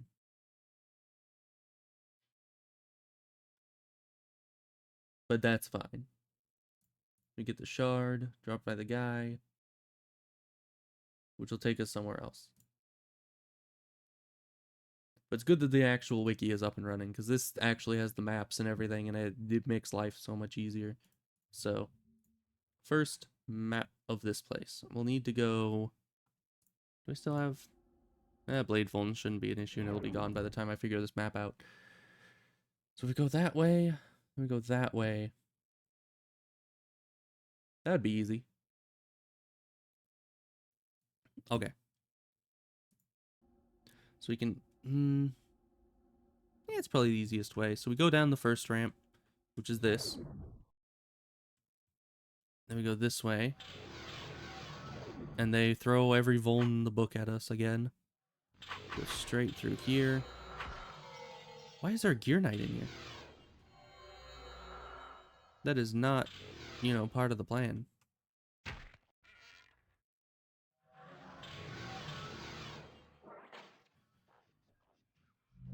Then this brings you up to here. And from here is where we start killing things. And there's a gear knight. You're not supposed to be here, gear knight.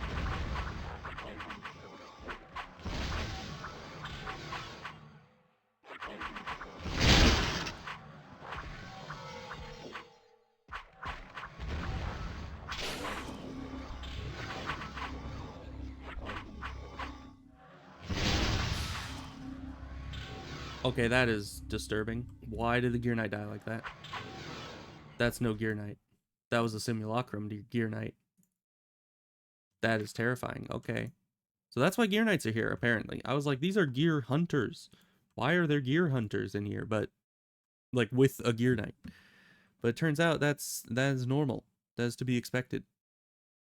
So now we are there. So we just need to go east. And not west. We shall reach our final destination. Not the movie. Though I wish it was the movie. I've never seen that movie. I hear it's both good and I hear people got completely traumatized by it. That just makes it better, right? You know, the trauma is part of the fun.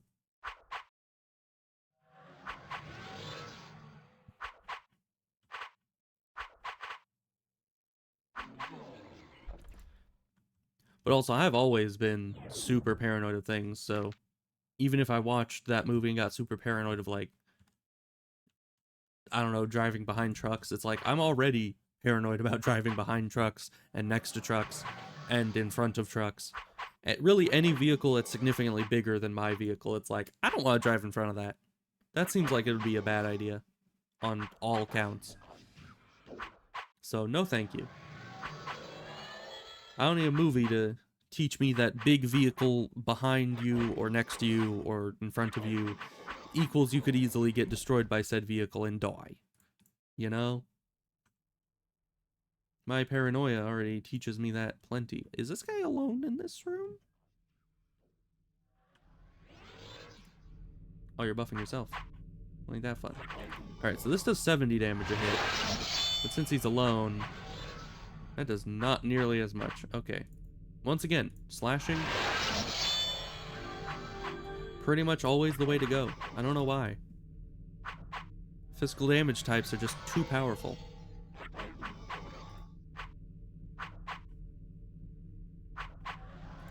Alright, just keep all them debuffs on him. And this guy should also be one of the ones with, like... Well, that's not good. He is really stacking on the debuffs now. He buffs himself, then debuffs me a million times. That's just rude. Are you out of mana now? I can't tell.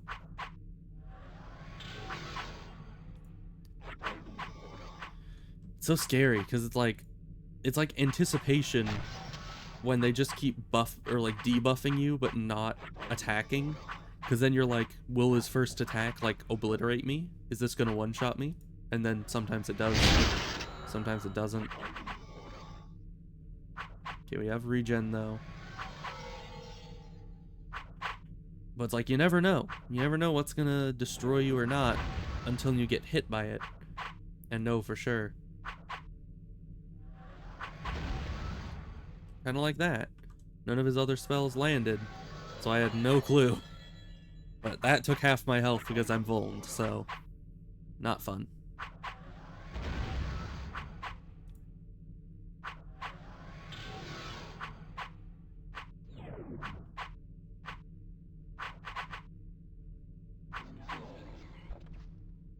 Alright, now we get a shard. I think we just need one. Now what do? Wiki, tell me your secrets. Okay. So which shard do we get? We got sparkling. Yeah, got a sparkling shard. Once each person has a sparkling shard, exit the dungeon. If you return to the emissary and show him the shard, he will tell you to proceed to the next section. The shard lasts 60 minutes, so if you lose your shard for some reason, you need to get another one to continue. Okay. So we are done here. Apparently. It said the first 3 shards were in this dungeon, but that is a lie, apparently. Because that's the only shard that's in here.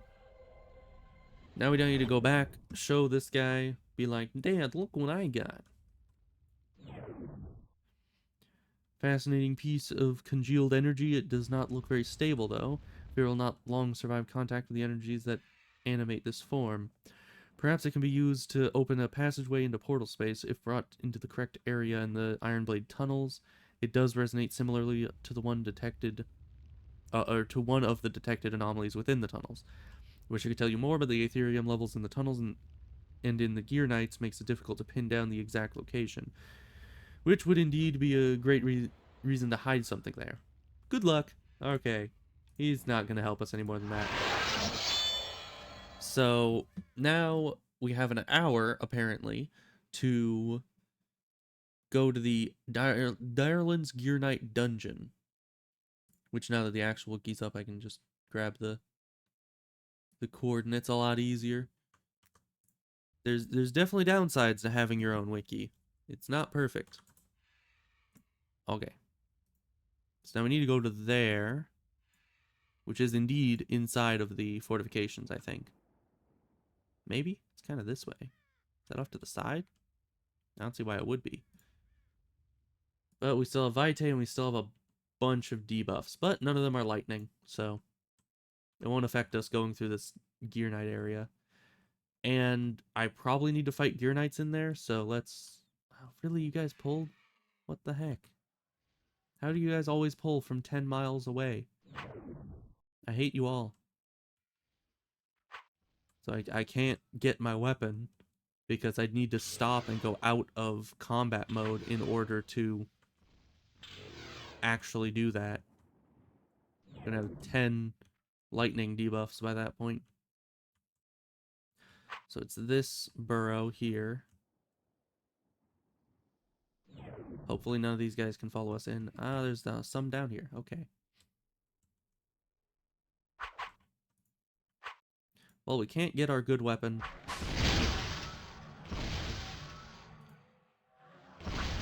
So we'll need to worry about this.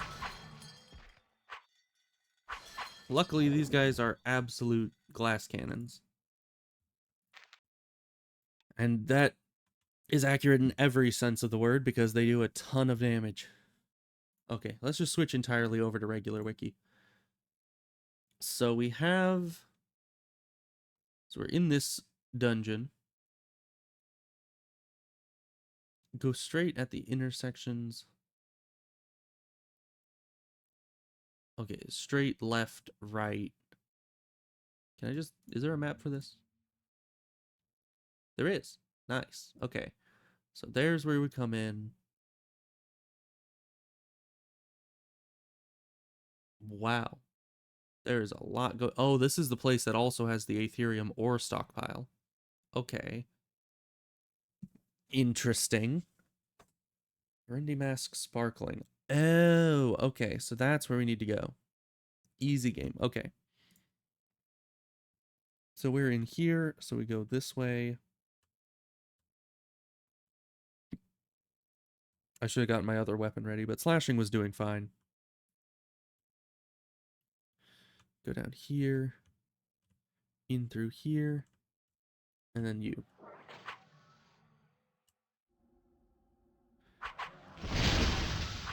Let me in. Thank you. Okay. So we used the shard next to the mask that gets us into this dungeon. Now, where the heck are we? Oh, no. Let's see. Okay, now we're in Apostate Nexus Scintillating. which looks a lot like the other place. Is this just the exact same layout? And is it going to have the exact same enemies? Because I'm still vulnerable for a while. And I mean, I guess they don't do much lightning, right? Wait, but this can't be the right dungeon unless I spawned in a different location. You see that? Yeah, this is a different place.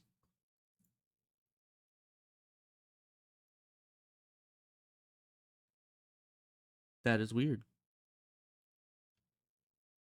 Because we haven't spawned at the same position that we did the first time. We're at the bottom of a ramp, and up there's a surface portal. And there's gear hunters in here. Well, no time like the present, I guess. We'll just need to kind of wing it, because the map on the wiki is not accurate to what this place actually looks like. Or at least I spawned at a different location than the wiki insinuates I should. Oh, hi, Nexus Master. Okay, let's just back up a bit. We found the Master guy. It's good enough for me. We need to back up and kill some people, though.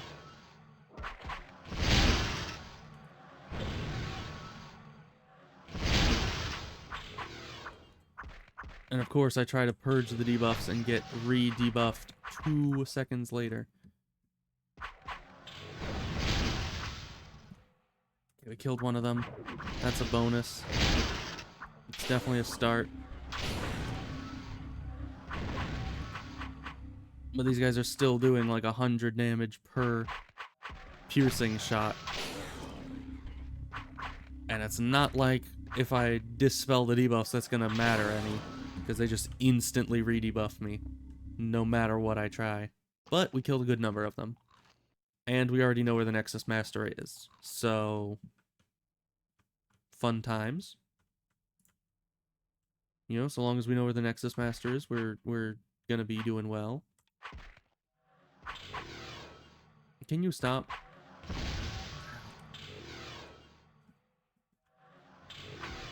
Can you cease? Okay, and these guys don't take as much slashing damage as I would have liked. I really should have gotten my acid weapon ready.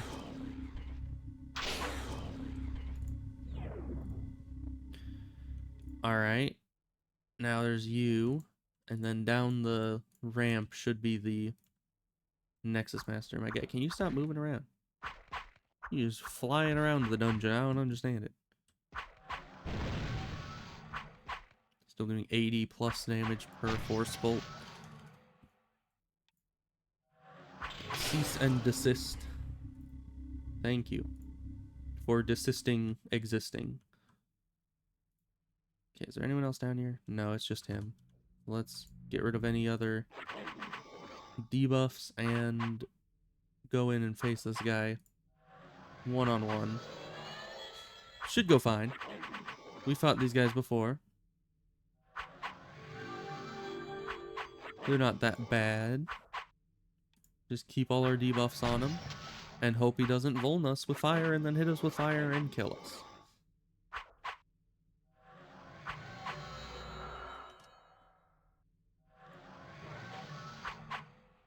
Because honestly, if that fire spell ends up critting, like, on a normal hit, it took half of our health when vulned. If it crits, that generally doubles the damage, which would take 100% of our health for those of you who don't know how to double half. So, not fun. Not a good situation to be in.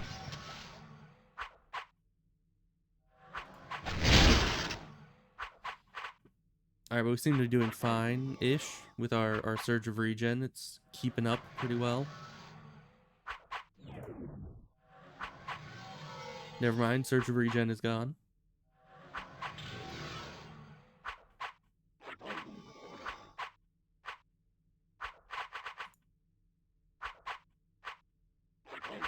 Okay, but this guy should give us another gem.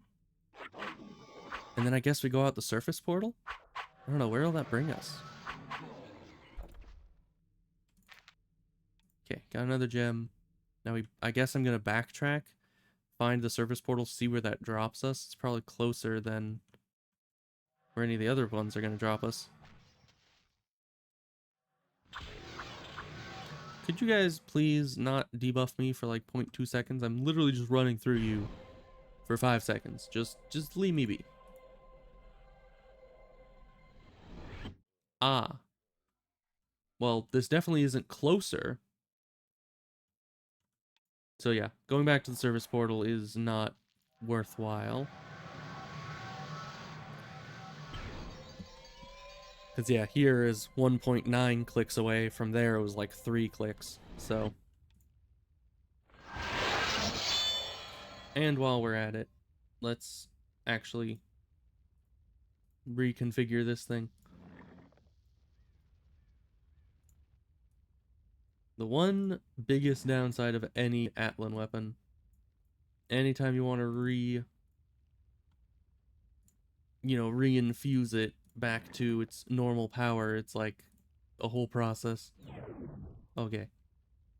Got it to acid, which can pretty much like two-shot any of these Gear Knights. So if we do end up in a situation where we need to kill Gear Knights again, we'll have this ready. Which I might as well have it on because it's useful. And there are obviously Gear Knights in the tunnel, and we'll need to kill them for me to read the map again.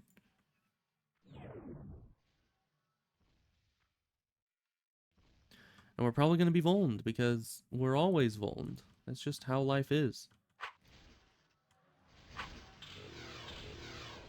You know, you'd have to be a sweet summer child to think that you could exist in Asheron's Call without getting vulned to, you know, wherever is very far away and back. Okay, down here. Go around the corner. Go around to here. Sit in this corner. And hopefully we can kill all these guys. Yeah, see, 300 damage a hit, literally 2 hits worth, and they're just absolutely gone. How much is this gonna hurt? Not too much. That's good. Thank you for being a pushover. Alright, so now we're back here. And the sparkling mask was on the wall there. I think we now need to go to the scintillating mask? Because which shard did we get? Yeah, scintillating. So I think we need to give the scintillating shard to the scintillating mask, and then we'll be probably good. Okay, when everyone has the shard, return to the dungeon and stick left until you come to the room with the Ironblade War Master. It's the most recent shard to open the next portal. Okay, so it just says stick left, which would bring us there. That's not very helpful. Let's add Ironblade War Master. I don't know, maybe I should just ignore what it's trying to say. Because I see on the map where the scintillating mask is. We're just going to ignore everything else and go for there. Because my instincts are telling me that it's a bunch of BS. And the wiki is lying to me. So let's see. We need to go down ramp 2 to reach ramp 3. Ramp 3 leads exactly where we need to go. So, out there. Should be easy enough. I should probably heal up. Okay. So ignore the first one. And this way, take a right. Ignore all these losers. Go through this way. Leads to a bit of a room. Go through. And then we're going to reach a ramp dead ahead. And that's the one we take. And then at this intersection, we need to go. No, we need to go right. Okay. Right? No, it was left. I am having difficulty with the map. Bit of map troubles. Ugh. Okay, now we're down 3. Now we can stop and try to get our bearings a bit. Despite all the lightning being tossed around. Okay. So there's a mask. That is not the mask we need. That's the shimmering mask. We need the scintillating mask. So we need to go to the right here, and this should be linear all the way up to the room, at which point we'll use the shard in the room and then open the portal to the next dungeon. You know, I'm starting to think that this is not going to be the kind of quest I do daily, you know, to get the Luminance. This seems like a one-time quest that I'm doing today that will get us big bucks, but only one time. Okay, room has a storage box, and it should have the scintillating mask. Yep, right there. Well, I can't select it, but it's there. You see it. And yep, and the quest, or the map says that it was there, so this must be the right one. Now we just need to find our way through here, even though I have a sneaking suspicion. Okay, hi. Are you... Okay, you guys are still well damaged by acid. Very luckily. Even though your simulacrum fakes. Who is still debuffing me? I don't like that. Okay. Now that'll bring us to the shimmering apostate nexus, which it still shows the mysterious portal as being, you know what, where we are, which is most certainly not where we are. So we just have the mini map here, and that's it. And these guys just keep spamming incantation debuffs at us. Sweet Jeebus. Okay. Back up here.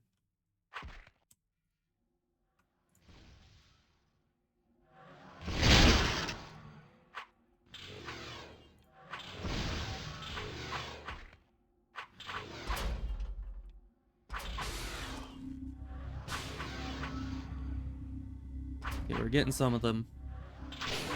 Once again, they keep a lot of gear knights around for being gear hunters. So where is this guy? I assume not in either of those rooms.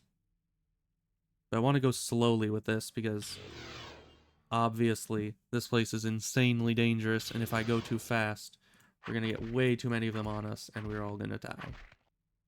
Can you just attack the guy? Thank you. Nope, nothing you can do about that. I was spamming the healing as fast as one could, and it did absolutely nothing.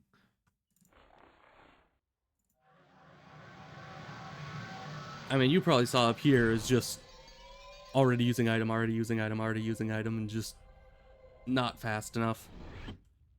And unless I'm absolutely, like, slamming down these society gems of dispelling like they're freaking candy, you're never gonna get rid of those, you know, debuffs. That is just a permanent debuff that they keep putting on you until you're dead. And they will outlast you. Like, their mana pool will last longer than your dispelled gem reservoir, for certain.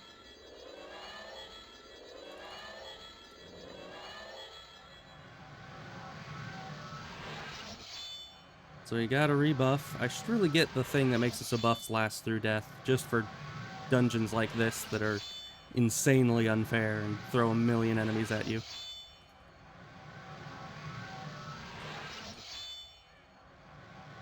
So we need to rebuff, get back in there, because these shards only last an hour, so if we wait too long, it's gonna be too late. And then I guess we're just going to,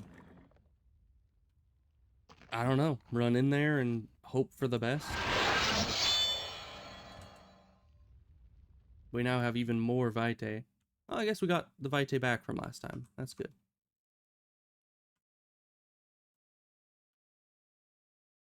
But it's really annoying that we can't actually see the dungeon's layouts, because all it ever says is it shows the mysterious portal dungeon.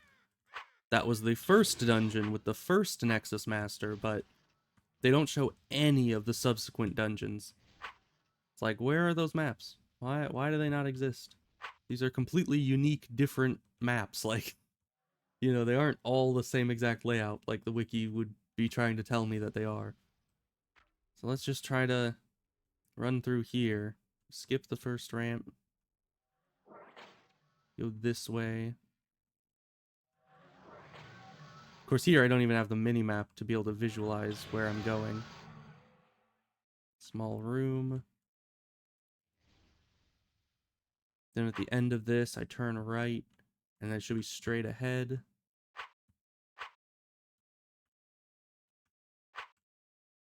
Then it was left. Don't get hit by the bolt. Okay, and it wasn't this one. You move through here.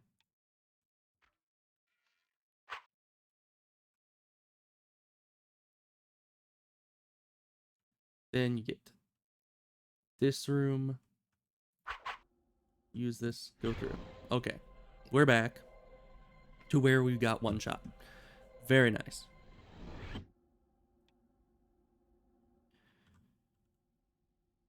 We're gonna need to try to pick that up, and we already have debuffs on us. But if we get rid of the debuff, we're still just going to be debuffed again. So, resistance is futile, as they say. Just pick all those up as fast as possible. And then, since we don't have a map, we're just gonna need to run. And that's it. Keep those dispel gems close at hand. And just hope that should we get into any bad situations, we can just dispel it all. Okay, this seems to be the discrepancy here. And I'm going to keep my hand over the special dispel, because I want to get rid of that lightning debuff too. Okay. This appears to be it. Get rid of all the debuffs.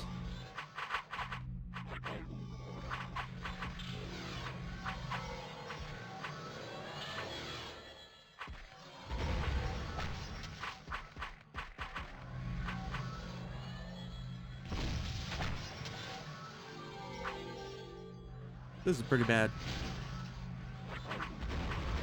Yep. That... How much damage was that? Again. I don't think we can do this dungeon. Unless we go slower. But if we go slower, then we're just gonna have to use 50 different dispel gems. It's like all just a battle of attrition. Like every step you take is just... Do you have more dispel gems to throw at the issue than the issue has mana enough to throw at you? And that's it. Because if I get debuffed like that, you see, you get the 164 Ilservian's Flame, which is half my health, more than half my health, because I still had Vitae at that point. And then 118, and I was left at 1 health. I just noticed, after I already died, that I was left at 1 health after those. I thought I was dead because this was like empty, so I assumed that I died, but no, I was at 1 HP, and then, of course, the knight decided, hey, we're gonna add like 100 damage of overkill onto that, and he hit me with a lightning bolt. So, not much I can do about that. That's just absolutely impossible to survive.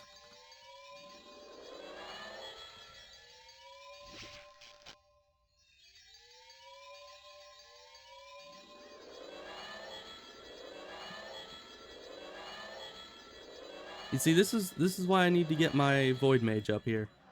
Obviously, melee was not designed to be able to solo things. Because, like, the only way that I can solo things is if I dispel those. If I don't have dispel gems, it won't work. The only effective method would be a caster and use the Chorazite potion to dispel the... You know, use the Chorazite potion to use the dispel magic, or eradicate? Yeah, eradicate life magic spell. But I can't really do that as a melee, so we're out of options.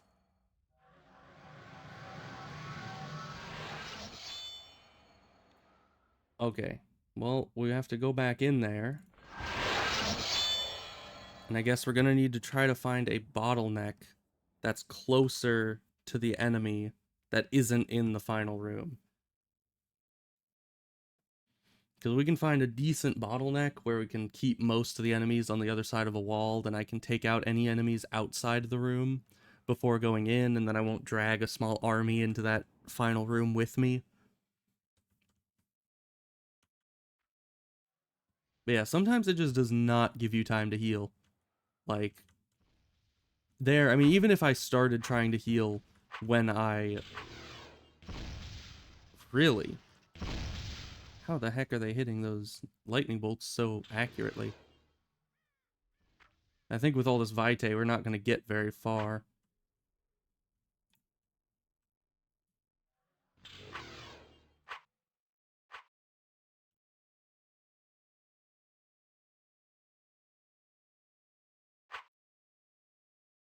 But we can find our way to the dungeon pretty well.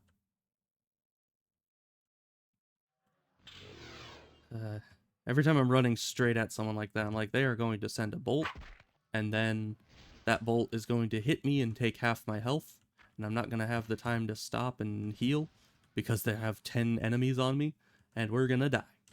But luckily they usually don't, or if they do, I can actually dodge it. Okay, back to here, use the thing, go through portal again. Now we just, I guess, run, hope to find a bottleneck. It's not exactly a preferable situation that we're in here. Just keep dodging.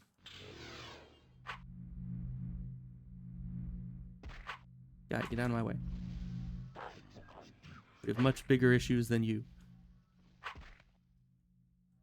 By that I mean there's like 10 of you, and that's the bigger issue. Okay. Now.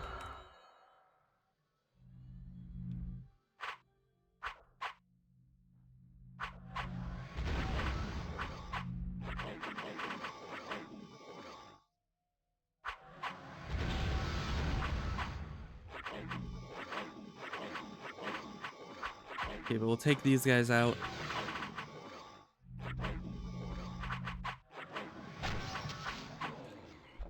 I've really got to do the cavernous Ulthoi dungeon again to get more of these dispel gems, because we are running low.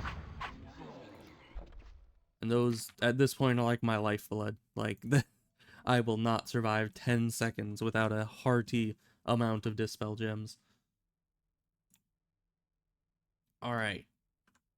So here we are. If we can pull just the master, we should be fine.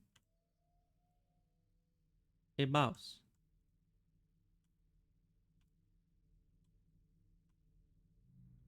Okay. We got him. He's gonna try to cast a spell. It's a heal spell. Why am I not surprised? Okay, so we still have Lightning Volt. I don't think this guy casts Lightning. So long as nothing respawns on top of us, this should be just like fighting him at any other point. Now, the issue is, this isn't even the final boss. This guy's just a lackey. If we can't even get through these dungeons very efficiently without getting swarmed and then burst down by spells and vulns, how are we gonna beat the final dungeon with the final boss? I have no clue. But hopefully it goes well. And yeah, I think it goes without saying, this is certainly not going to be a quest I do daily for Luminance. I mean, this is convoluted and really long and really difficult. Like, you know, why is it that this quest only gives slightly more XP, or slightly more Luminance, than the quest that's like, oh, go save my pets and do a jumping puzzle or two? Like, how is it that a couple jumping puzzles is seen as similar difficulty to this, you know, entire situation here? What is good against this rift? Not slashing, that's for sure. You know what? I'm just gonna ignore you.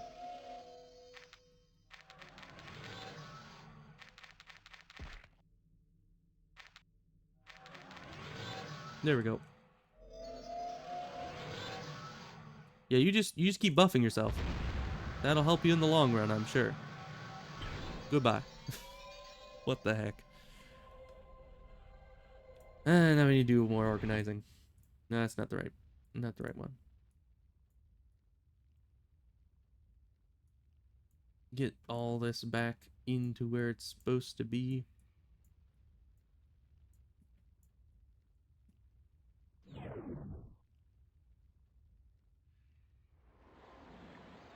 And last one. Okay. Well, now we have the shimmering apostate shard. What do you have to say about that? Okay, it's just the same one because I think the next place we need to go is also in there. Yeah. It's actually on the same route. It's the mask we saw in the hallway before getting to the room. So that's pretty interesting that they put that one before the next one. But once we go into the shimmering one, let's see.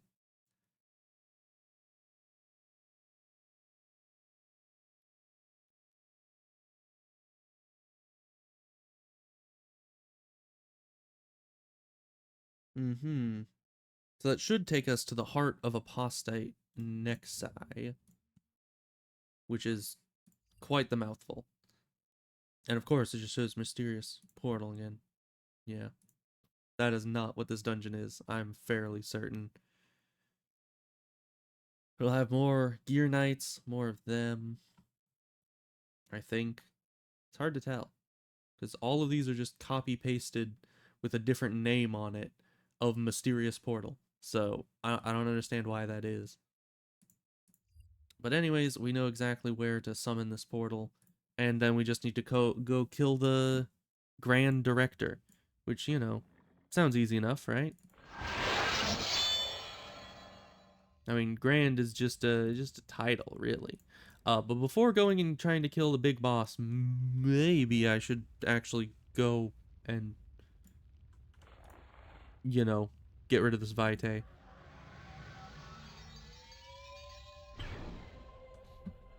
Because, yeah, that is 7% Vitae is definitely going to be an issue when it comes to fighting the final boss. Because I'm probably not going to be able to work that off in between here and there.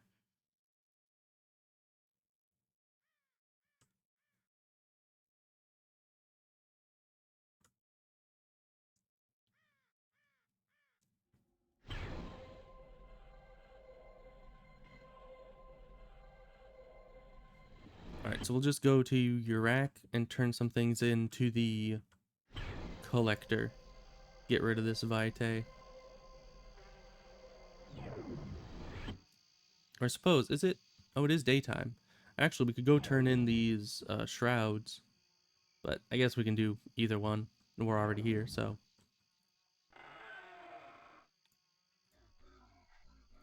Okay, so it's here. Turn in some of these. Down to 3%. 1%. And there it's gone. Most likely. Yes. Okay, back to the Gear Knight area. And hopefully this goes well. Of course, it's always a good sign when there is a literal, like, corpse in the picture of the boss. Like, they take a screenshot of the boss and there's just somebody's body sitting next to it. Like, yeah, we lost Jim. You know, he kind of sucked anyway, but, you know, it's just this boss. He kills people. It's fine.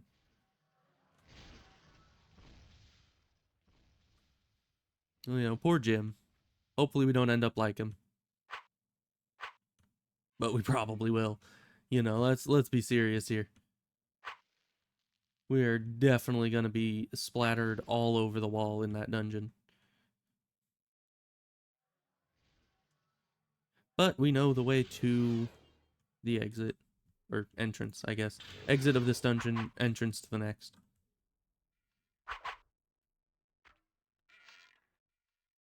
Because we've done this, like, what, 4 times now? If I can't, you know, memorize a dungeon layout after 4 times, then I am a failure. Because, you know, that's a lot of different attempts to be able to memorize the route.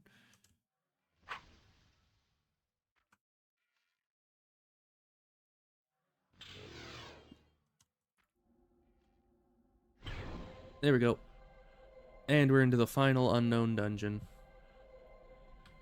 And what mayest that be? Is it someone I need to dispel my lightning protection for? Or lightning vuln for? It's just a gear hunter. I am very on edge because this is the final dungeon. It's like, this isn't just, oh, go through here to get a shard. This is like, oh, we're protecting the Grand Director. Don't mess with us. Kind of defense. And I don't want to deal with that too much. Feels like they're gonna throw everything they have at me. Although for right now, it's just this one dude. Which I don't know, this might be all they have left. After protecting all the shards, they're just like, yeah, we got Billy. He's out front. He's protecting the place. Don't really need much else. I mean, you know, Billy's like a one-man army, really. Alright, there's a gear knight in there. Oh, he's not in there. He's out here. Okay. Hi. Felicitations. How's it going? Could you please die for me? Ow. And not do that. That's like the opposite of what I want you to do. Thank you. That's what I want you to do.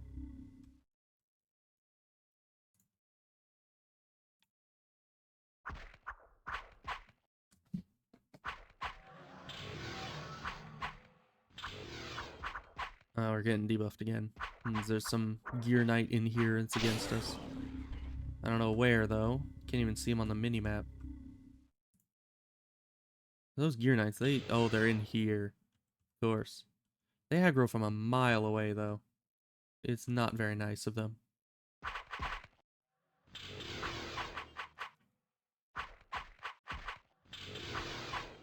Look at that. Look how many incantations they're just throwing around, like it's nothing.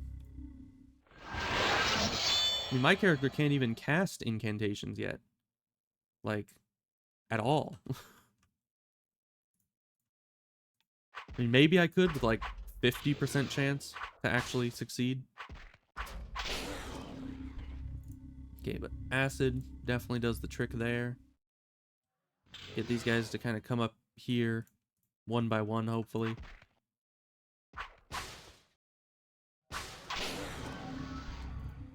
Because one-on-one, they usually can't kill you. You know? Because they need to throw like at least 2 spells at you in a row to beat you. So if it's just the one, you can usually heal in between their spells. And everything's fine. Let's drink a bit. Just take our mind off everything for a second there. Drink away our sorrows with stamina potions.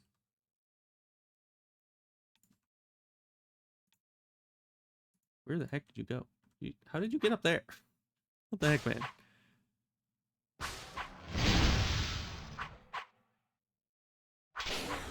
Okay. Now we've cleared out the big room. And there's lava. Is that a good sign? Is that good? I have no idea. Okay, but there's a Verindi. Who the heck is attacking us? Sounds like they're over here. Oh, they are over here. Why were you not on my map?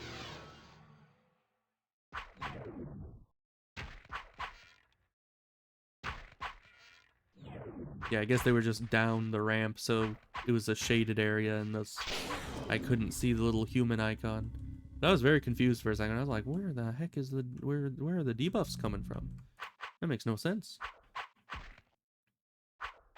But if we can get the boss guy alone, we might have a chance.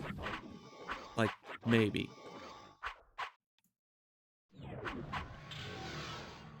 I'd say at this point it's like a 50-50. You know, if we can get the boss alone, I have a 50 approximately % chance of actually beating him.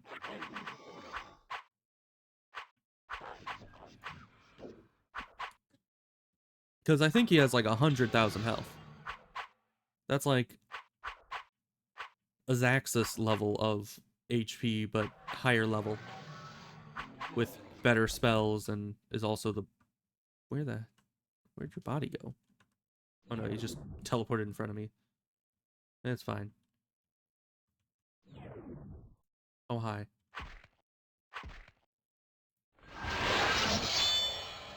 You're gonna try to bolt. Yep.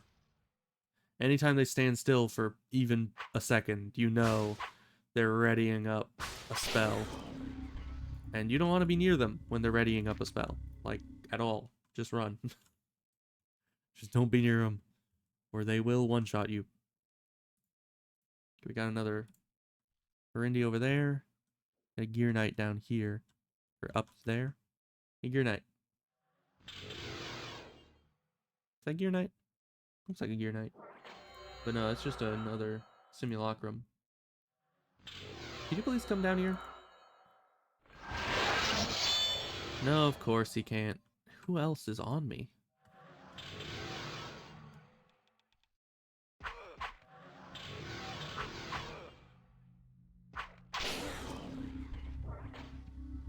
We definitely have people on other levels of the dungeon that are angry at us. There's this guy, but there's also like a million people, I think, on the floor above that are throwing debuffs at us. Which I don't know why. I can't even see them on the map. Why can they debuff me from there? He's doing another? Just a buff, okay. It's a good thing about enemies that buff themselves. They don't always just try to spam bolts at you. But we're gonna have every debuff in the game if these guys don't stop throwing debuffs at us constantly. Oh no.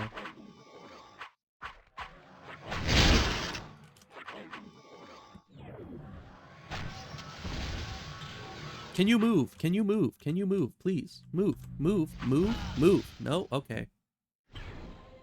Yeah, I hit the attack button too close to the time that I tried to run. So I started moving, and then the attack finished charging, and then it was like, oh, you want to back up?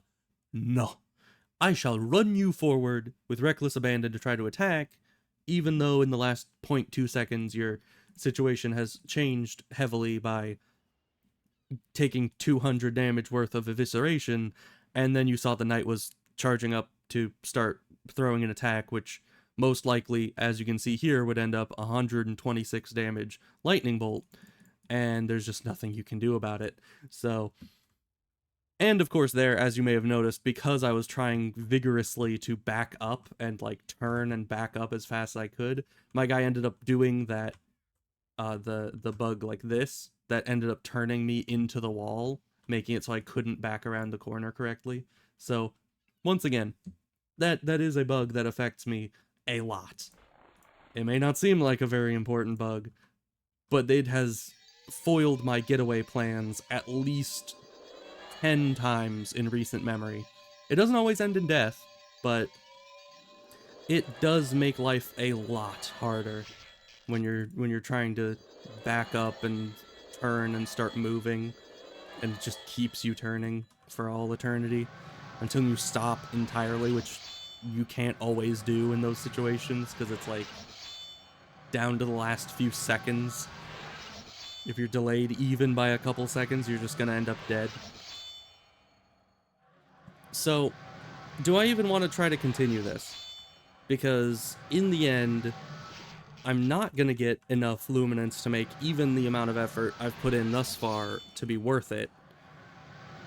And I have no guarantee I can kill that boss. And just attempting to continue will probably end up getting us one shot like 10 more times trying to, you know, pursue this one quest, which is not worth it at all.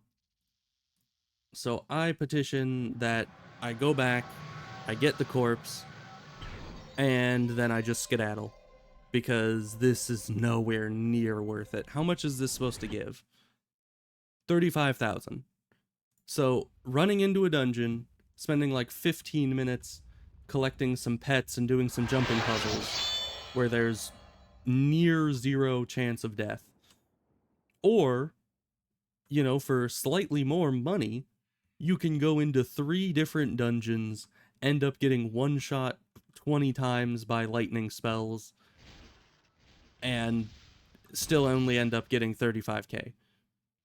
That is not worth it at all. I would rather just do the pet quest every day and be done with it. Because I mean that's like a full luminance augmentation, a full 100,000 XP per week, or 100,000 luminance per week. Just that one quest. And then I can also do the Banderling quest that I've already shown.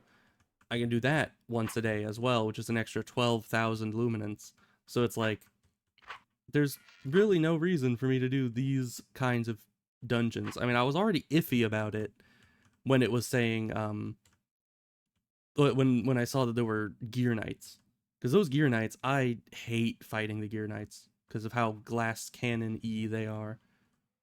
And to have the Simulacrum also be enemies that super enjoy just throwing random debuffs on you constantly all the time.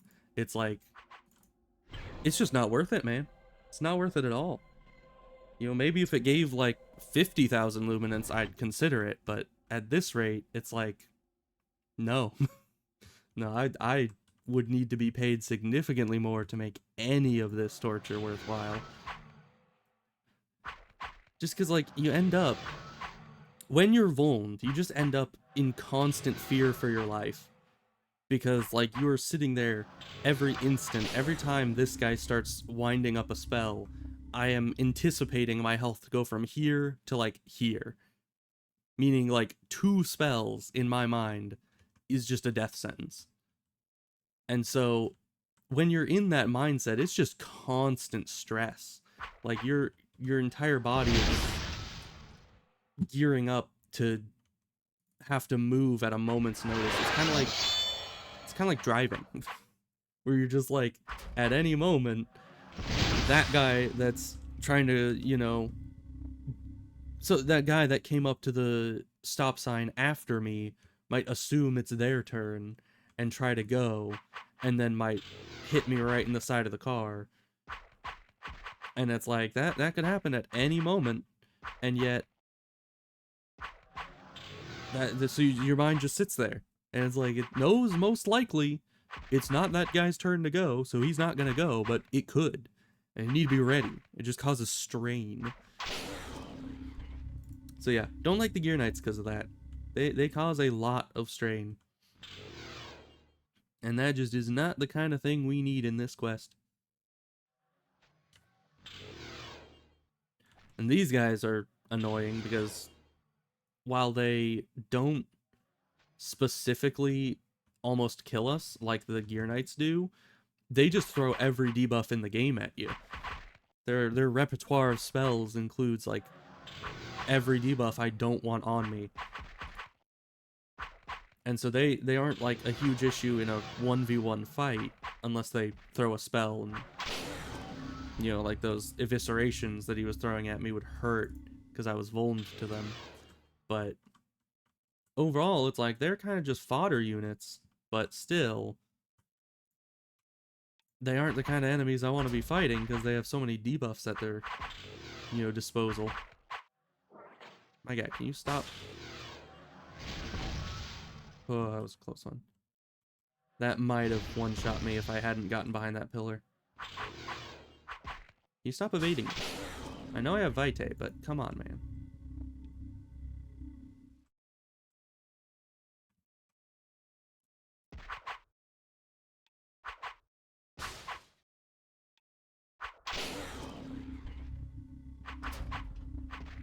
But definitely, I am excited to get my Void Mage higher level.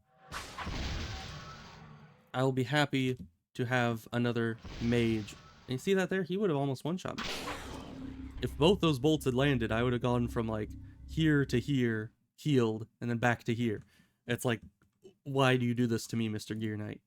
Just give me like 2 seconds to actually be able to fight.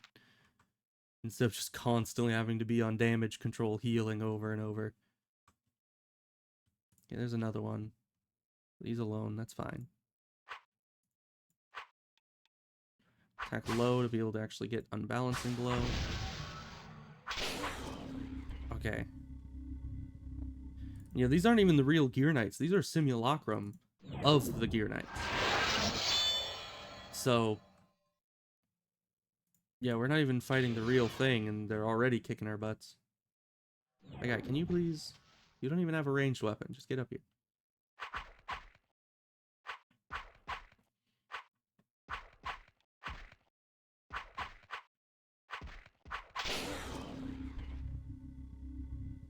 Alright, so we're almost there. Once again, we're not going to try to kill the boss because I doubt... Oh, but it's so tempting when you're right here. I mean, this is a final dungeon. You could just go in and get it over with. Then never do the dungeon again. Maybe until I'm like level 250 with much better gear. But until then, just never have to do the dungeon again. And our Vitae is being chipped away at quite quickly by these guys as just XP from killing them. We might still just die at that point. I guess I can lure them back and try to get some of them stuck on walls. See if I can't fight them like 2v1 at most.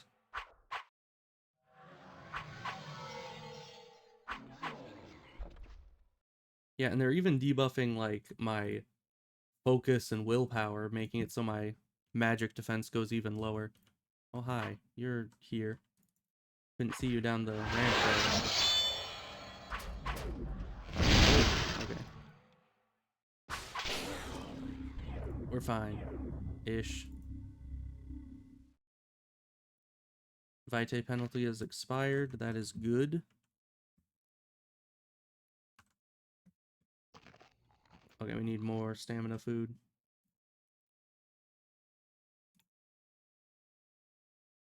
Okay. Now into the death trap.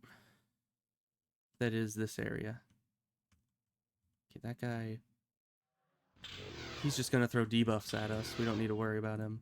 Because that's inevitable. We're just gonna have to accept that we're gonna have every debuff in the game on us. Okay, lure this guy back. Hopefully we get him alone.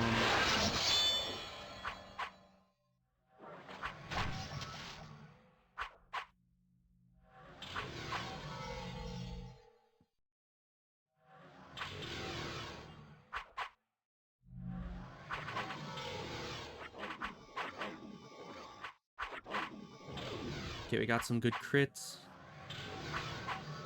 See these guys go down quick-ish. Quicker than they normally would have, at the very least. Alright. I don't know where... Didn't we have a Gear Knight here last time? Must have came from further in. They do have a very large aggro radius.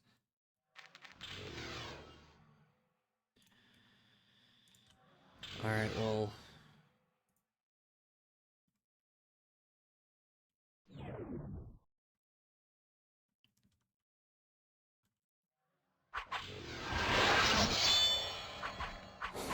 Yeah, this guy was still damaged from last time we were here. That's pretty interesting. Guess was because we didn't kill them, they couldn't just respawn. As you can tell, I'm still moving forward. My brain has gone into full-on sunk cost fallacy mode. And is like, nah, man, you come this far. You gotta go further in. You gotta kill that master dude. The dude that's the master.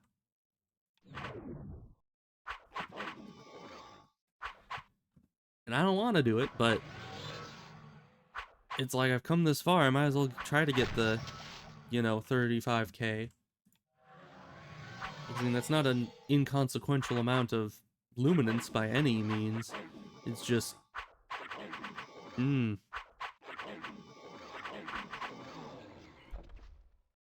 This one quest has taken so very long. Alright, we got a pit. Oh, that is where the boss is.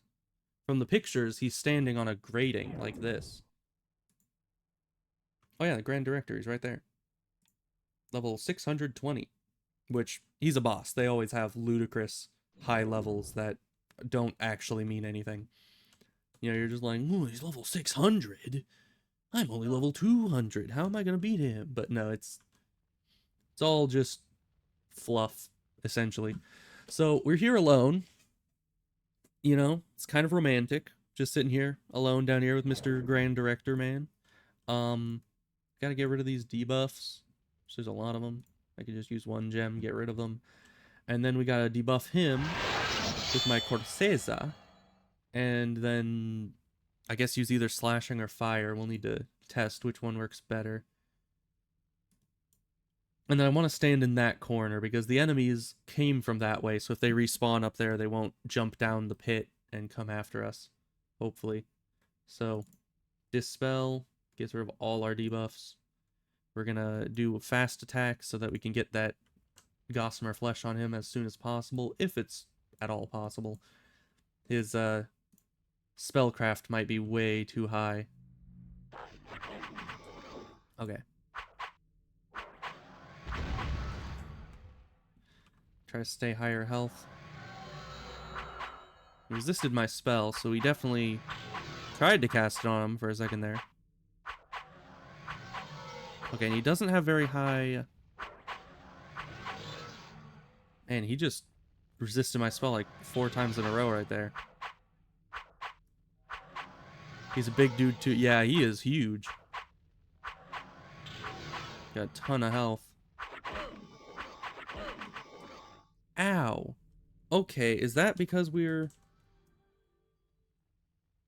Okay, Swordsman's Gift. Yeah, we had Swordsman's Gift and Gossamer Flesh on us. That's why his regular attack did 60 damage. I just need to get Gossamer Flesh on you, my guy. That's all I want.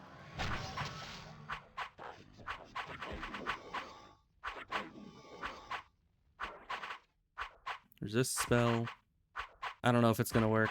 This thing's spellcraft is not high enough to break through his magic defense. Ow. 55 health. Okay, let's go high to get Blinding Assault. Oh, and we got it. Okay.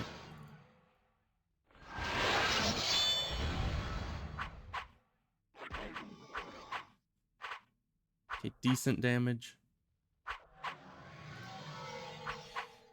Not really that decent, though, compared to his, you know, 100,000 health pool. Eat some stamina stuff. Let's try fire. Even worse. Yeah, usually the fire isn't better than the slashing. And his regular attacks hurt. Trying to keep Blinding Assault on him, but even with that, he's still breaking through. I mean, I am no wimp when it comes to melee defense. This guy is just a beast. I mean, his melee defense sucks, which is weird. It's like I can hit him easily. Gossamer Flesh. Oh, he has friends. Another reason why slashing is better. Or, yeah, the slashing weapon is better because it hits 3 at once.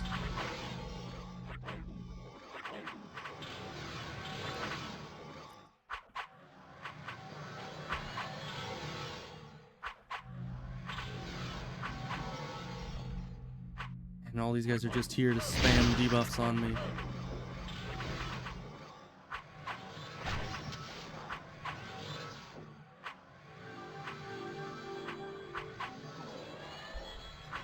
Yeah, no one told me this guy would spawn ads.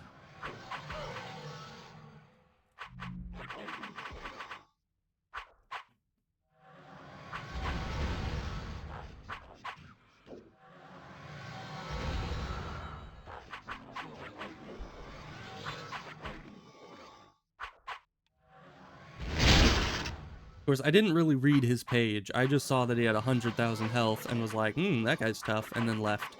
You know? I probably should have read, hey, I wonder if this guy spawns ads. That'll be important to know.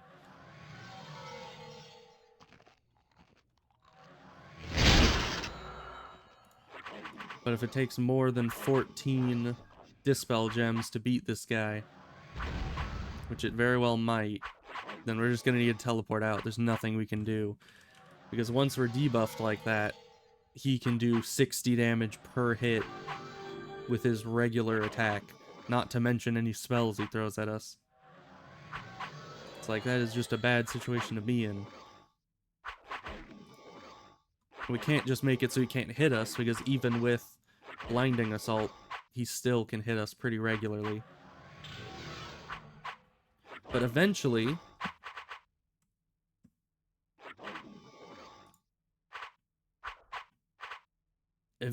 he's gonna run out of mana.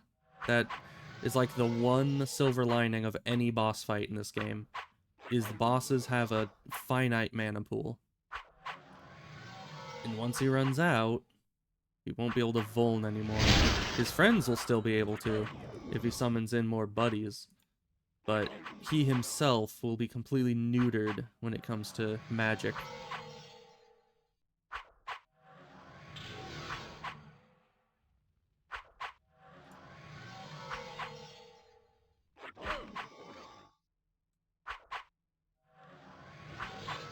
He's taking so much time off attacking.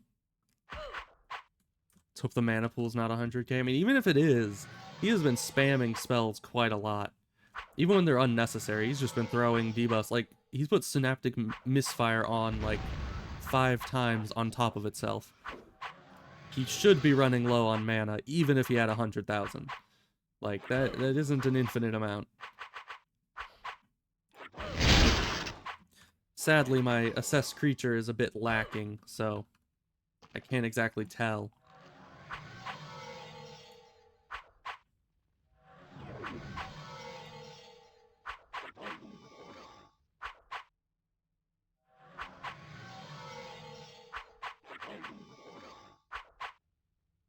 It's a nice... Oh, it's not nice anymore. I was gonna say it's a nice amount of health, but no.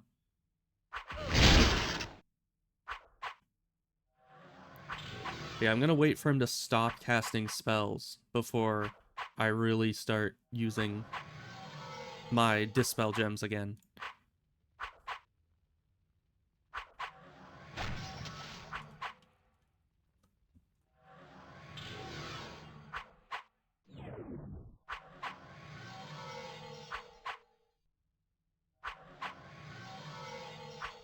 How much mana can this guy have? I'm just hoping that by keeping this up, I'm gonna be able to eventually see his mana pool for even just like a second. But I know, right? Like, I would put so many points into it if it didn't take skill credits to learn, you know? Because that's a super useful skill. Even if you're looking at the wiki for a lot of things, there's, you know, a lot of enemies that don't have wiki information on them. So it'd be nice to see their exact health, stamina, mana, attributes, but the attributes aren't nearly as important as seeing their, like, current mana and all that.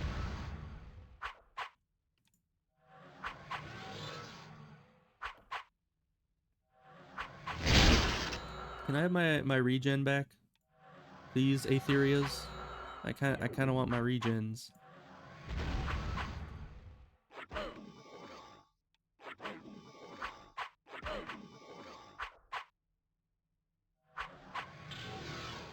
Ooh, that's bad. I'm gonna dispel that. Because Inferno's gift will make any of his fire spells, which he casts fairly often, even worse for me.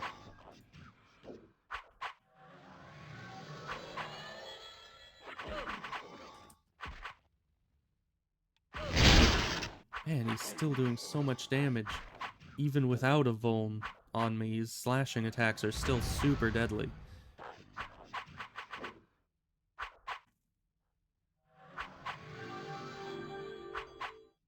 And it's true, just being able to see and catalog enemy stats is quite a nice thing to be able to do. Even if it won't, like, immediately help you. Although it seems like a lot of enemy attributes don't, like, actually correlate with their actual strength, which is weird.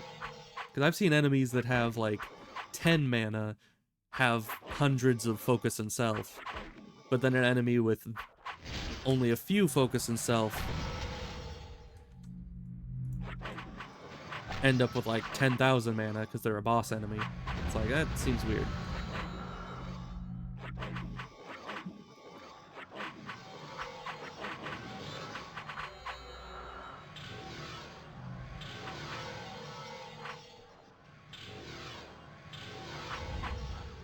Guys, can you stop it with the debuffs for like half a second?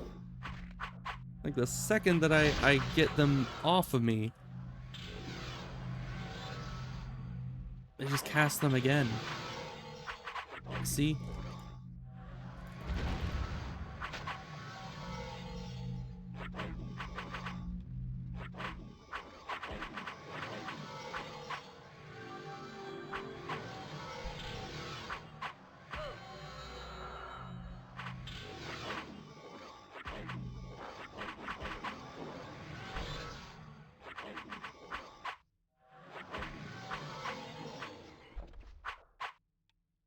Yeah, it's like, why does the random Scrivener have like 300 focus?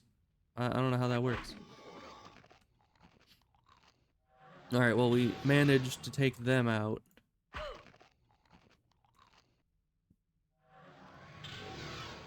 Okay, I was lucky enough to be looking directly at my healing kit when it ran out, so I was like, I've used this healing kit a lot this fight. I wonder how much it has left. It just runs out right before my eyes. Very lucky, because sometimes you don't notice that your healing kit is gone. There's no, like, warning or alarm that's like, warning, your 8 slot no longer has a healing kit. Like, no, you just need to figure it out by yourself, you know? It's like, the game's just like, nah, you're a big boy, you'll notice when you can't heal anymore.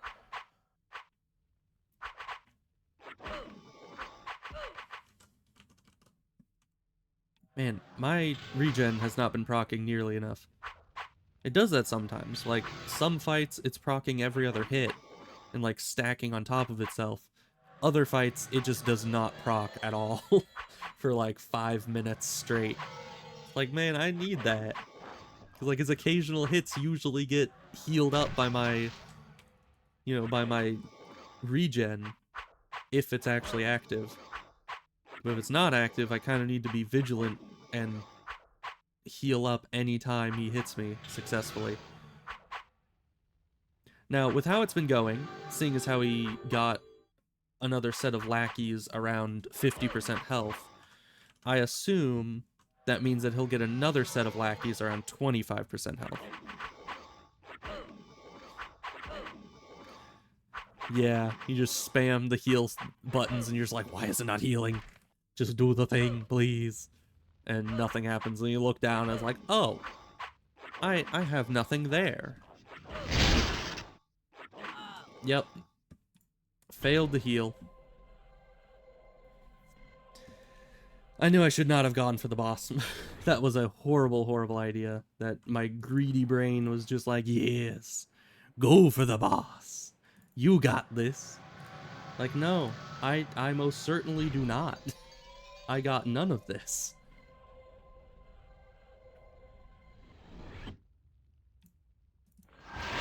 So, most certainly, from every conceivable angle, this quest is kind of not gonna work out.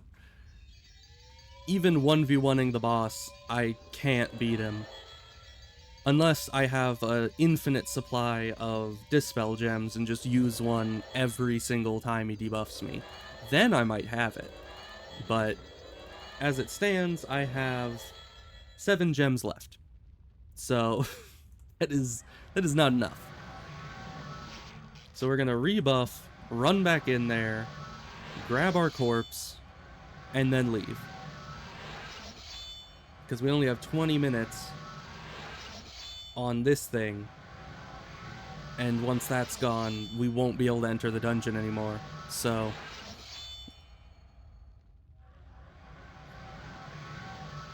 oh, hello, Mr. I Am. Or I Am? It's like Ian, except with an M? I don't know.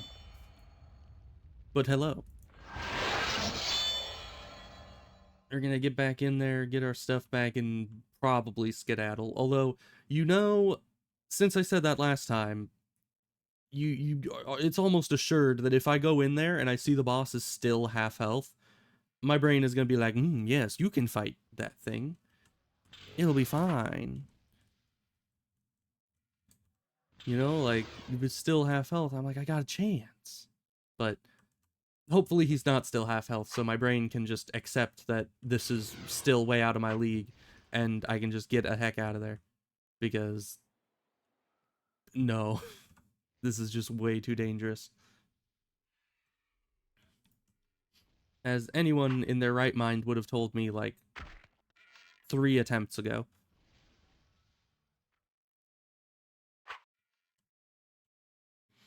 What cooking food? It's the elaborate field rations. And that's the only food my character has, so I assume that's what you're referring to. But yeah, they're pretty good. 100 stamina each. You can just buy the dried version in bulk from certain vendors. Like here, I've gotten... Where are they? I still have 8 of these, and each one of these turns into 25 of these with just a cooking pot. So, quite efficient. Very nice to just carry around. And we'll just try to run through this dungeon. Now that I know where the boss is, I can just kind of sprint there and hope for the best.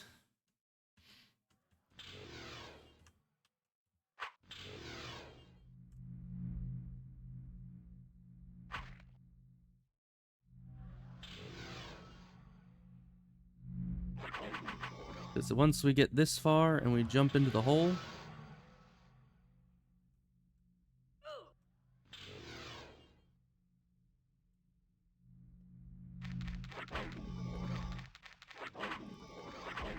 You just pick up the items, please. No, okay.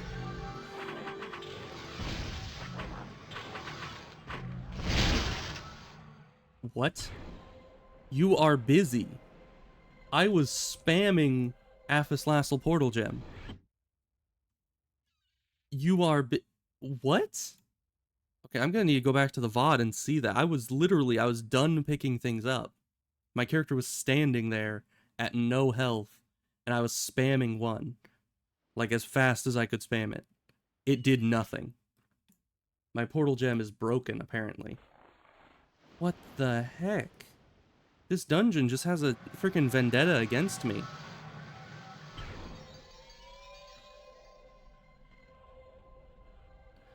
Well, let's buff up again, get back in there. I guess the only option is gonna be to use a bunch of the level 8 Dispel gems to get rid of the lightning vuln that they put on me. And then actually sit and fight in that final room, because if it won't let me just pick up the items and teleport out, then nothing I can do about that.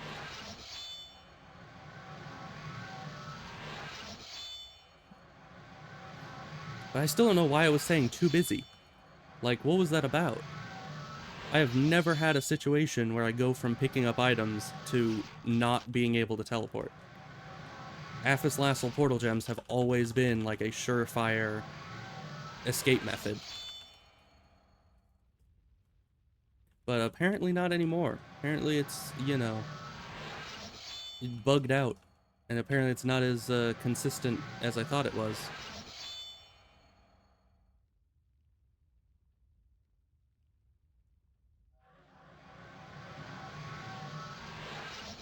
Okay, finally finished buffing again. The more Vitae you get, the harder and harder it becomes to actually buff yourself. Well, back to it. Back through the dungeon. Luckily, I've memorized the dungeon by this point, so getting through the dungeon itself is not the hard part. But this is, like, probably one of the last attempts we can do. I mean, we only have 15 minutes on this thing left.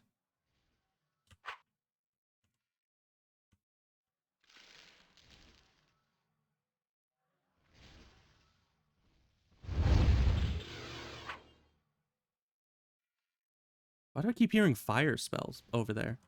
Like, none of these guys cast fire spells, as far as I know. So that makes no sense.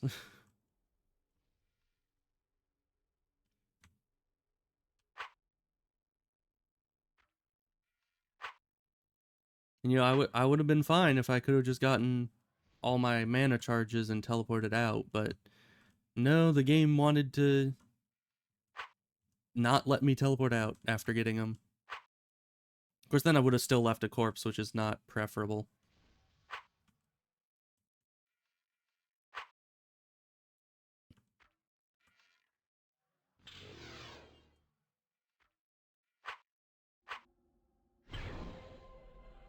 Back into the death trap we go.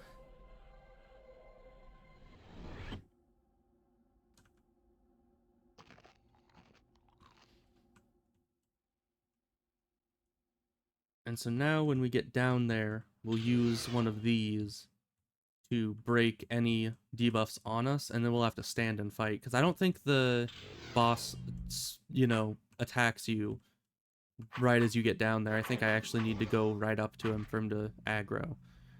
So I can sit down there and kill the lackeys, hopefully, without any issue.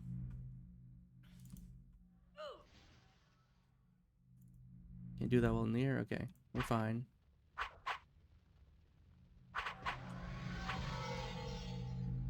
It's a lot of them, what the heck? Why are there so many?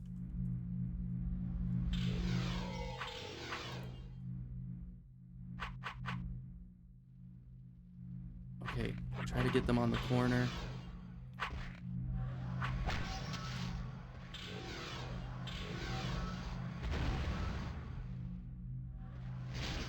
And they're... Oh my gosh, this is impossible. This is literally just straight up impossible. There's nothing we can do about that. Well, we're gonna need to go on another character to get that, because we have lost the armor. We literally ran out of death items, dying 3 times in a row. What did they do this time? Let's see. Let's go through the recount. We healed ourselves, and then we got hit with evisceration for 35 points, then, which is small fries. Then we got hit for 150 points by a fire spell, and then we got lightning bolted into oblivion. So if we are at 100% health from the heal, that means that, let's see. Well, we did have Vitae, so let's assume we had about, let me do some calculations here. Let's assume we had about 290 HP with all our Vitae at that time. That's the max we got to. Then minus, what was it, 35? And then minus 150.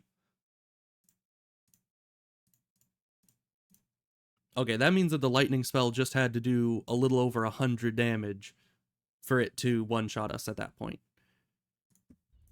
Yeah, and I used all the dispel gems. Like, I was you saw, I was spamming those dispel gems as much as was humanly possible. So there was like nothing I could do to remedy that situation at all. Like, I can't imagine a single thing anyone could do to survive that situation any better than we did, which was not well at all. So that's just like the limit. That is the absolute limit that I can do at this level at this point. We've lost 90% of our armor, which means it essentially necessitates going in with the admin account to recover the corpses. There's like nothing else I can do about it. Because, I mean, what are you supposed to do? You know, if you lose all your armor and there's no one else on the account, like, if I couldn't do it with the armor, I can't do it without it. Like, am I just, you know, soft locked, essentially, out of everything, unless I go and get it with a different character, which I'm going to have to do. Which means we need to go log into the admin account. Which, luckily, I do have. That is one good thing of owning your own server, is that you can at least have your own admin for situations like this, because if I was on someone else's server, I would be screwed. Like, losing all of your armor, dying in that kind of a dungeon, there's nothing you can do about it. So how am I even gonna get to the dungeon? This is my admin account. Is the stream picking that up? It is. That's good. This is the admin account. I have a bunch of different things I was testing on here, like testing out the society items you get from the gauntlet and stuff. Able to run at like the speed of sound and jump higher than anything in this game could possibly be. Yeah, essentially God mode. Actually, I think it is called God mode. So yeah, God mode. But I don't know how I'm going to get into the dungeon, because you need to do that entire prerequisite quest to open the portal. And you can't teleport into dungeons with an admin account. So will I just need to do that entire quest again? I think I might. I mean, on the admin account, it'll be easy as pie, really, but still not nice. Not nice at all. So I guess we'll start. We gotta retrace our steps entirely. Get the admin account in there, get all the corpses back. Cause I don't know.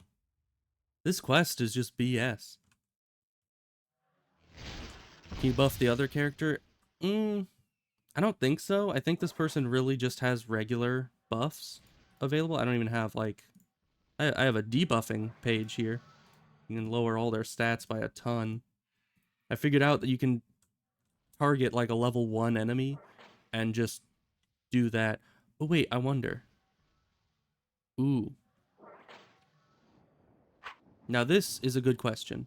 Let me just leave her here. She'll be fine. And she's an admin. She got this. I need to check. She's fast. She is fast. No, not another admin account. Get out of here.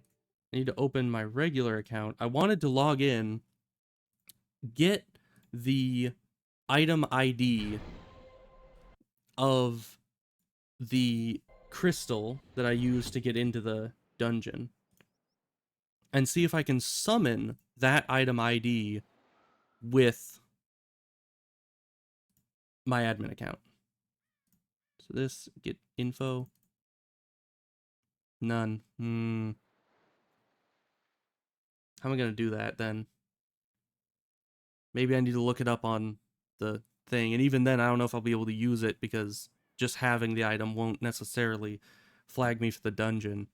But I guess I might as well try, see if the Lifestone page is up. Because if I can get that gem on my account, or on my admin account, then that would be quite nice. So it's a shimmering apostate shard. So we'll just put shimmering. See if that comes up. Just need the item ID. Shimmering apostate shard. Okay.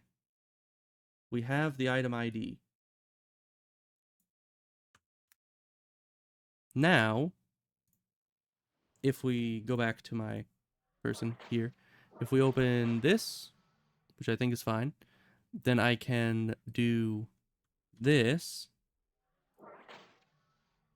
create one of those, then it's here. We have the shard. Now let's go experiment, see if this has a quest flag associated with it, or if I can just summon the portal with this bad boy and get right in.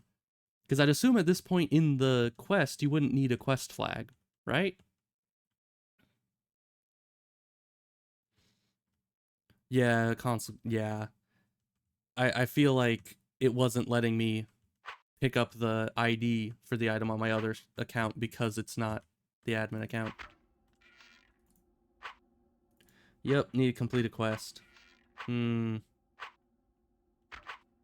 is unfortunate. Let's see. And it doesn't give me any coordinates for that, so Can't just teleport to the exact coordinates. So we'll just need to do the quest. Unless... Wait, talking to this guy is what originally gives you the flag in order to go through portals. But you don't need to talk to him every time you get the next shard, which means maybe just talking to him the first time is the flag to open all the portals. So let's try that. Because this is indeed a whole mess. But yeah, this character can jump so high, they literally take fall damage just falling from the height they jump from. It's kind of crazy. Very useful though. You know, if you want to test things by jumping on top of any building in the game. You know, you can do that. You just jump right up there.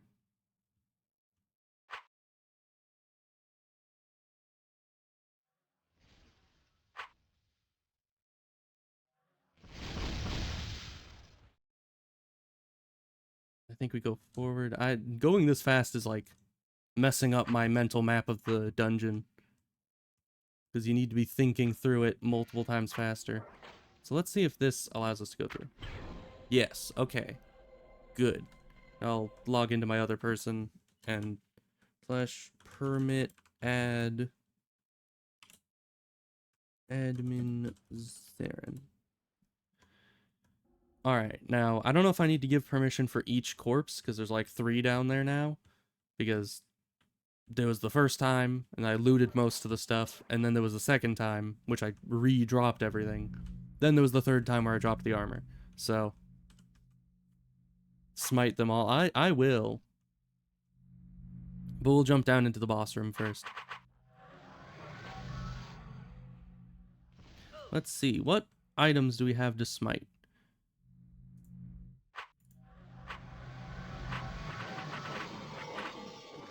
Oh, that's just a debuff.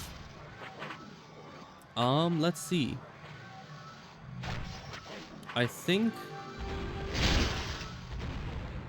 Yeah, we have Elemental Fury. Just obliterates them like that. We got Exploding Magma, which is an AoE. Really, Elemental Fury seems to be the best one. Probably kill the boss with that, but we're not here to do that. Okay, and this will count as like the barrier between stuff we picked up and stuff the admin has. And you can't even do the jump picking up very effectively because you jump way out of range if you jump too high.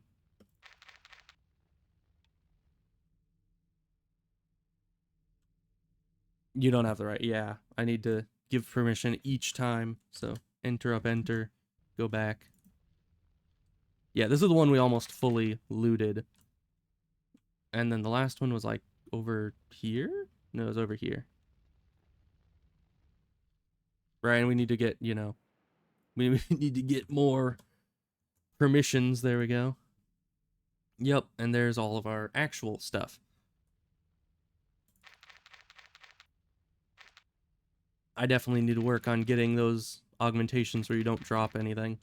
But even if I have those, that's no guarantee that things are going to go well. Oh, hi. Yeah, and you're back to full health. And I can actually inspect him, because this character actually has that stuff. Yeah, hi. Would you like to get obliterated by a million lesser elemental furies? Man, even with this... Oh, I'm out of mana. Okay. You'll get away easy this time, my guy. If I had more mana, I would obliterate you. Let's see, where am I going? I don't know, where do I go? I guess half his last would be fine. Because I need to bring my other character there, and they don't have an orb, so... And if we don't have an orb, how do we get out of here? I guess we need to go back to our house. Would we be able to get this character to the house? Let's see. I think it's here? No. Where's our house? It's on like a little island. There it is. Arrowdale. Do I remember how to get to Arrowdale? I don't think I do. Okay, we're just gonna need to get a spare wand out of the chest on my regular character and teleport them to Lassel as well. Because since my Lifestone tie is in Dark Isle, there's no way to get back to the mainland from Dark Isle alone. So I need to have some kind of wand to be able to teleport out. But I think I keep a spare one in the chest for specifically this occasion. Because otherwise I'll need to run my admin account out to this house. Yep, spare wand. Okay. Now, if you can actually cast the spell, you can. Good. And then I already went into the town network, so we'll just head you back to Lassel. Should be one of these? Yeah, it's this one. So yeah, it turns out this quest, the Apostate Final, or the final or finale? It's finale, yeah. Not a good dungeon to do, like, at all. It is specifically the worst dungeon. I can't.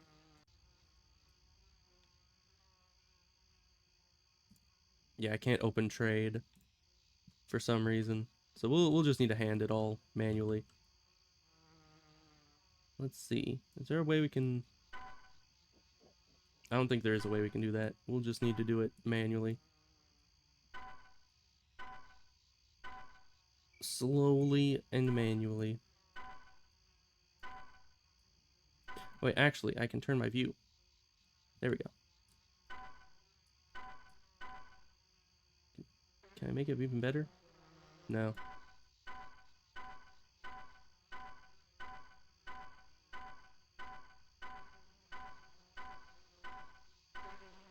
There we go. Give selected... You can... There's a key binding for give selected item? I had no idea. Okay, well that was all the items we picked up, I think. So...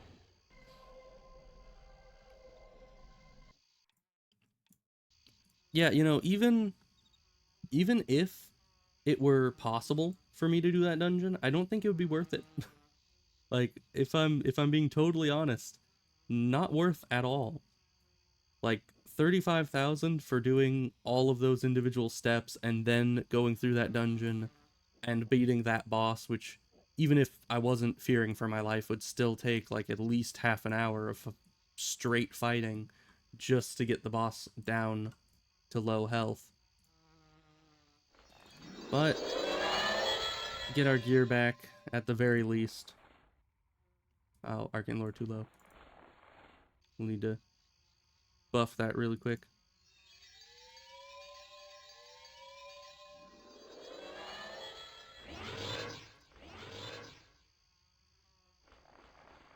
And it's still too low for this. Okay. Had learned the hard way, but at least you know, yeah. It's true. I mean, we certainly know now that that quest is way out of our league. Which is unfortunate, because, like, most of it was doable. Is just...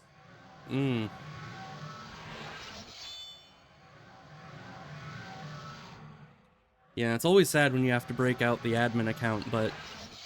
I mean, this is my highest level character. So it's like, what character would I use to go and retrieve the loot if all of it's stuck in the dungeon? You know? There's not much I can do. Unless I had, like, a secondary set of gear, which I don't. My guy, just cast the spell. Just, what is with specifically the fire one? Why is the fire one so difficult? Thank you.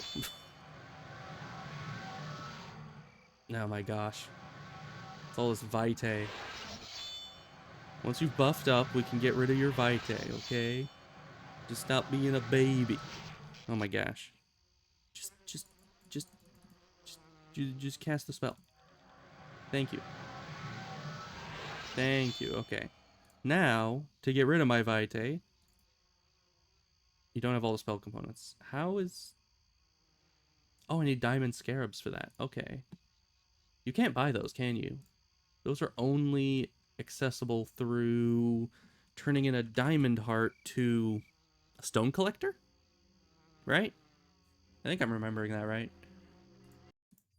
Let me see. Diamond scarab. Yeah, stone collectors will give you 3 scarabs for a diamond heart. Or they'll give you 5 scarabs for a pyreal nugget, which is not worth it, as far as I can tell. Like, pyreal nuggets are hard to come by sometimes, and you need a lot of them.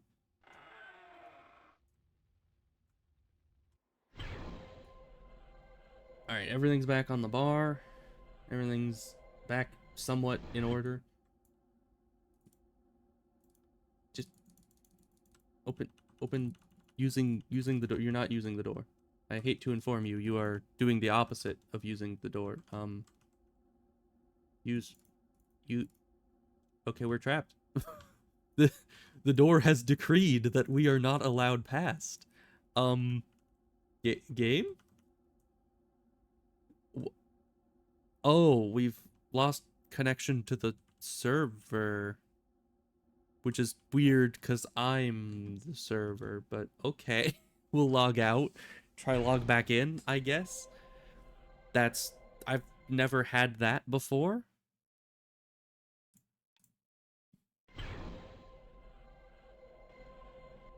That is very weird because I'm literally connecting to my own server on my own computer, so how do I lose connection? Especially when the stream is still going. It's like it's not like my internet went out. You know, we're fine on that front, but it's just server decided to be difficult for a second there. That's weird. I'm gonna throw this in here. Yeah. So let's see. What else was I get? Why was I here? Oh yeah, diamond hearts. Right. I have a whole collection of diamond hearts, luckily. So we can... Yeah, can't be used. So we'll just throw all these in here. They give 3 each. How many scarabs do I want? I guess 5. That would give me 15 scarabs, and I only use them for certain teleports, so... Should be good. And then we need to find a stone collector. Where the heck is a stone collector? And you know, really, who the heck even collects stones? Okay, there's one Zycol. That's fine. I know there's a lot of cool stones in Dareth, but still... I mean, can you imagine making your entire job title just be, oh yes, I collect rocks? That is my entire life. Like, it's not even that they necessarily study rocks. Like, they're not a geologist. They just collect them. It's like, why? And why would you need, like, many of the same type? Yeah, he's up there.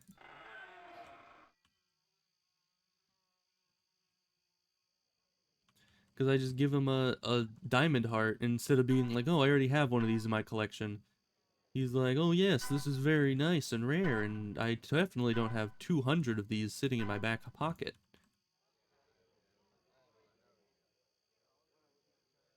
Okay, well, I can't really put this in here because I don't have any spaces left for anything else. Anyways, now we have enough for that. And we can go to the Muir Forge. You know, it's weird to feel relieved going to nighttime graveyard. Like, that is very weird for me. Let's see, how many of these? We still have 11. So what we're going to do, we're going to go up there, we're going to talk to the guy that collects the shrouds, if we can survive that long. And then we're teleporting right out of here. Nope, we have to teleport out. I thought we might be able to do it, but it's nighttime, and those dreads are not easy to fight. So, we can't even get rid of our Vitae that way. If it was daytime, maybe, but we'll just have to do it the old-fashioned way, turning in these scarab or carapace things to a collector. Which I'm almost out of these. I haven't fought these Ulthoi in so long. So that's not great. We'll need to find some new Vitae items at some point, or I need to go and specifically farm those Ulthoi for even longer to get more of them.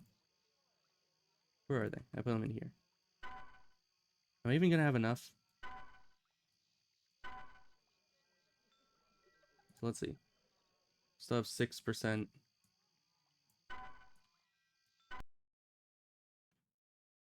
Okay.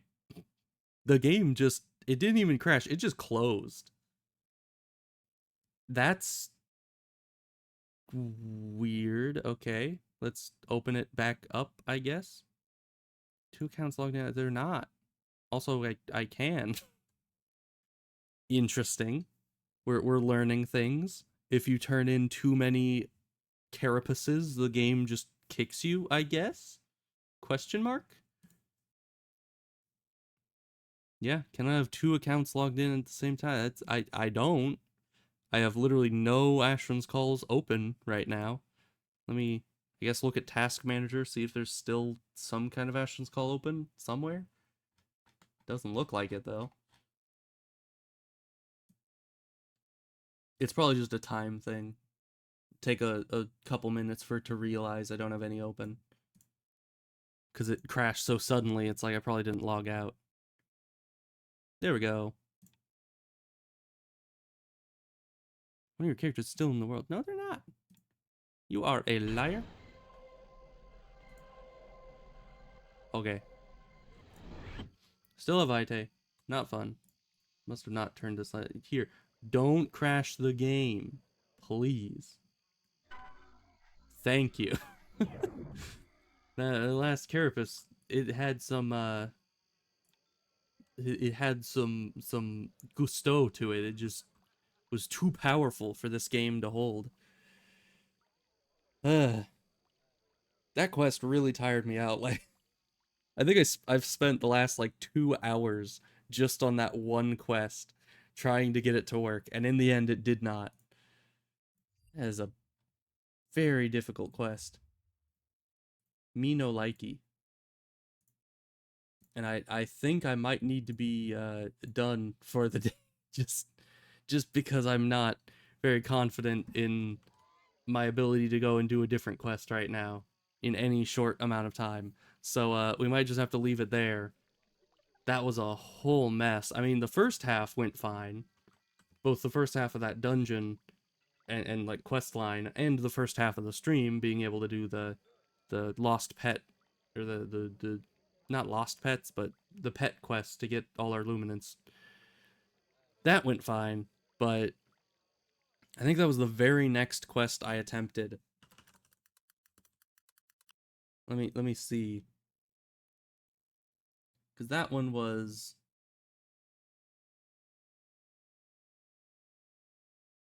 yeah, the Grand Director. I think there was the Nexus crawl, which we did, and then the Grand Director, which was the one we were on. So we only did 2 Luminance quests today, one of which I've already done before.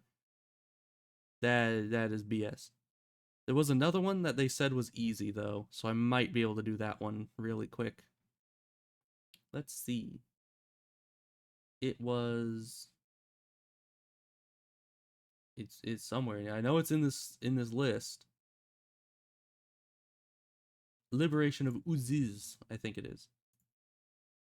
But yeah, it says right at the quest overview, this quest is very popular due to its short length and excellent rewards. One person can pull the levers while others wait at the final door. So it can be soloed, but you can also like run an entire group through the puzzle by just having one person do the puzzle and everyone else get the reward. So there are some tough enemies like high level simulacrum, but I don't know.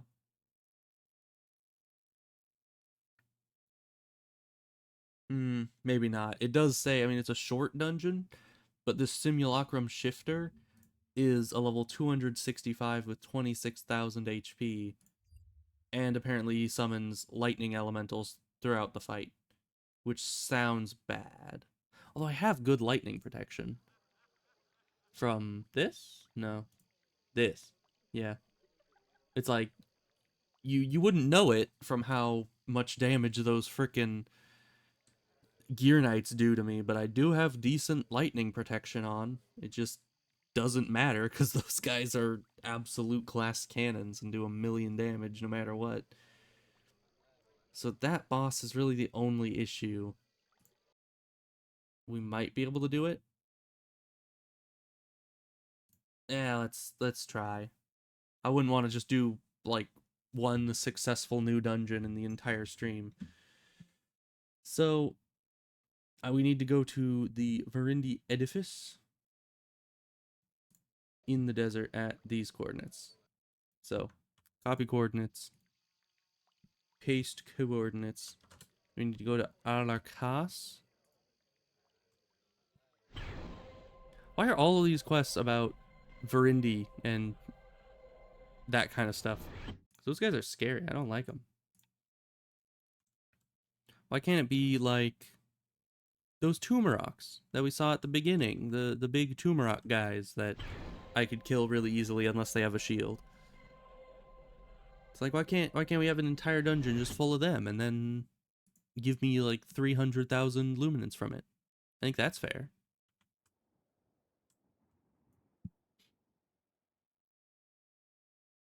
But alas. But that's kind of what this stream is about. Just trying to find which luminance quests I can actually do and which ones I need to just completely give up on for now. So we're doing our job, figuring out what is actually doable and what isn't. And we'll see if this one's doable, because I mean, there's no boss at the end with 100k health, so that is a plus. Wait, what is the place we're going? Arzona. Arzona? I don't know. I don't know how to pronounce these things.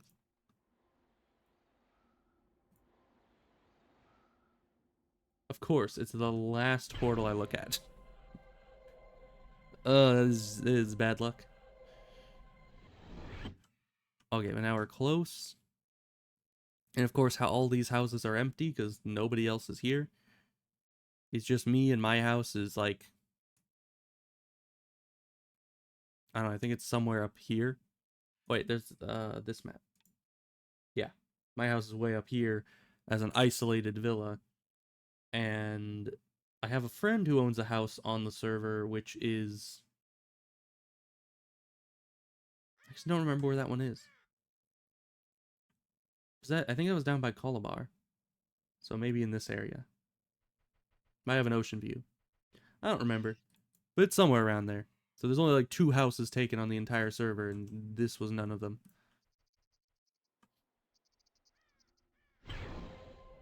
Alright. So we're in the portal. And now... What are you? Oh gosh. Hollow Reaver. That does not look fun.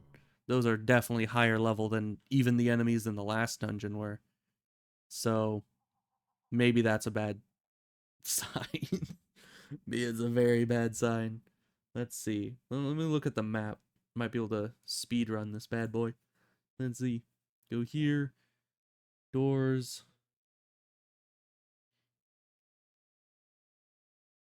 Everyone bleed spots. Oh gosh, this place does not look fun. Because apparently it's full of levers, but only certain levers actually do anything. So first, you go down the ramp. No, that's also blocked up. Where do we go? Guess we go down here? Because there's lever 4. Doesn't look to be behind any doors. That's door 4, which would lead to lever 5. And that's door 5, which leads to a Corzite chest. How does that help me? I don't need a chest. Okay, well I can access lever 1 through that. That'll open that door, so we go through there. Top of jumping puzzle. Okay, there's a jumping puzzle, apparently. So when you do a jumping puzzle, do that. We go down there. And that'll let us through that door, which leads us over here to pull that lever. That'll bring us down to C. And then we need to go all the way through to door 3, which is right, that's down that ramp. And that will lead us to the boss. You catch all that? Essentially, there's a lot of levers. There's 3 different levers we need to do, apparently a jumping puzzle, and these enemies are scary. So, what is good against these guys? They're hollow reavers. I assume fire? Weaknesses question mark. What's good against hollow minions in general? You gotta know that. Cold and piercing. That is 2 elements I don't have. Need something to, yeah, it just says cold. How about slashing? Slashing, you know, that's usually one size fits all kind of solution. So we'll try to kill this guy. If we can't kill this guy and we need to like Aphis Lassel portal gem out of here, then we might need to give up on this. My guy, just pull. Maybe he's passive. Nope.